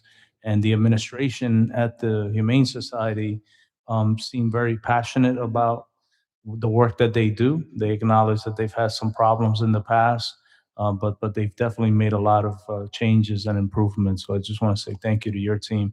And a point that I want to make before tomorrow's session is that some of the animals that are housed there, unfortunately, are caught up with matters that are pending before Newark Municipal Court, which is something we never thought of, right? Like some of the animals that have the longest stays at the shelter are there because the courts haven't been able to adjudicate some of these matters that are pending before them. So when we have the judges before us tomorrow, I think it's important to bring that up because it just, it adds to the length of stay, and more importantly, it creates a situation where they're already overcrowded as it is. So if you can just send us some points that we can put on the record tomorrow, Director, for the courts, be more than happy to do so. Thank you, will do. Thank you, Council President. Thank you, Director, for a thorough report. I actually closed my book because you answered 99% of my questions. And I agree with Councilwoman Bay. Next time first. But my one question is regarding, I'm sorry. My one question is regarding the Humane Society. Are we auditing what we're supposed to pay them as opposed? So here's the concern, that we are getting billed for other cities' animals that end up in Humane Society. Do we conduct an audit or some kind of investigation just to determine and make sure that we're paying just our fair share and not additional cities? Yes, we do perform a forensic analysis of the contractual costs related to animal control services. What I've found is that we are paying approximately $25 per day per animal in that shelter right now, which is actually lower than the average of about $30 that you'll see most municipalities are paying. So we do, however, recognize that there is some challenges with the fact that there are many county parks that are here in the city of Newark. And so oftentimes there's difficulties in identifying whether an animal is truly a Newark animal or an Irvington animal or some other local municipality. So there are those challenges and those gray areas there. Residents will pick up a stray that's walking down, by Branchbrook Park. Is that a Newark animal? Is that an animal that got lost in a park when they came with their owner who lives in East Orange? We're not sure. So there is some gray in that area, but we do try and stay on top of the financials with respect to that contract. All right. Thank you. That was my only question. Thank you. Any other questions? Other questions? I want to thank you, Director, because you are the model director, and I want to put that on record. Pre-council meetings. Yes. I'm gonna give you the report. I'm gonna give the report card because the budget is great. But I'm gonna give you a report card. I mean, you are the one director out of all the directors that stay here during the pre-council meeting to the end. Regular meeting, you stay to the end, not because you're the items on your agenda. Your presentation on this budget is great. Your staff is great. I just want to commend you because you're one of those directors that others need to follow. They only come when they have some items on the agenda. And, you're always here, whether it's 2 items on the agenda, whether it's 10, you're always here. And that is commendable.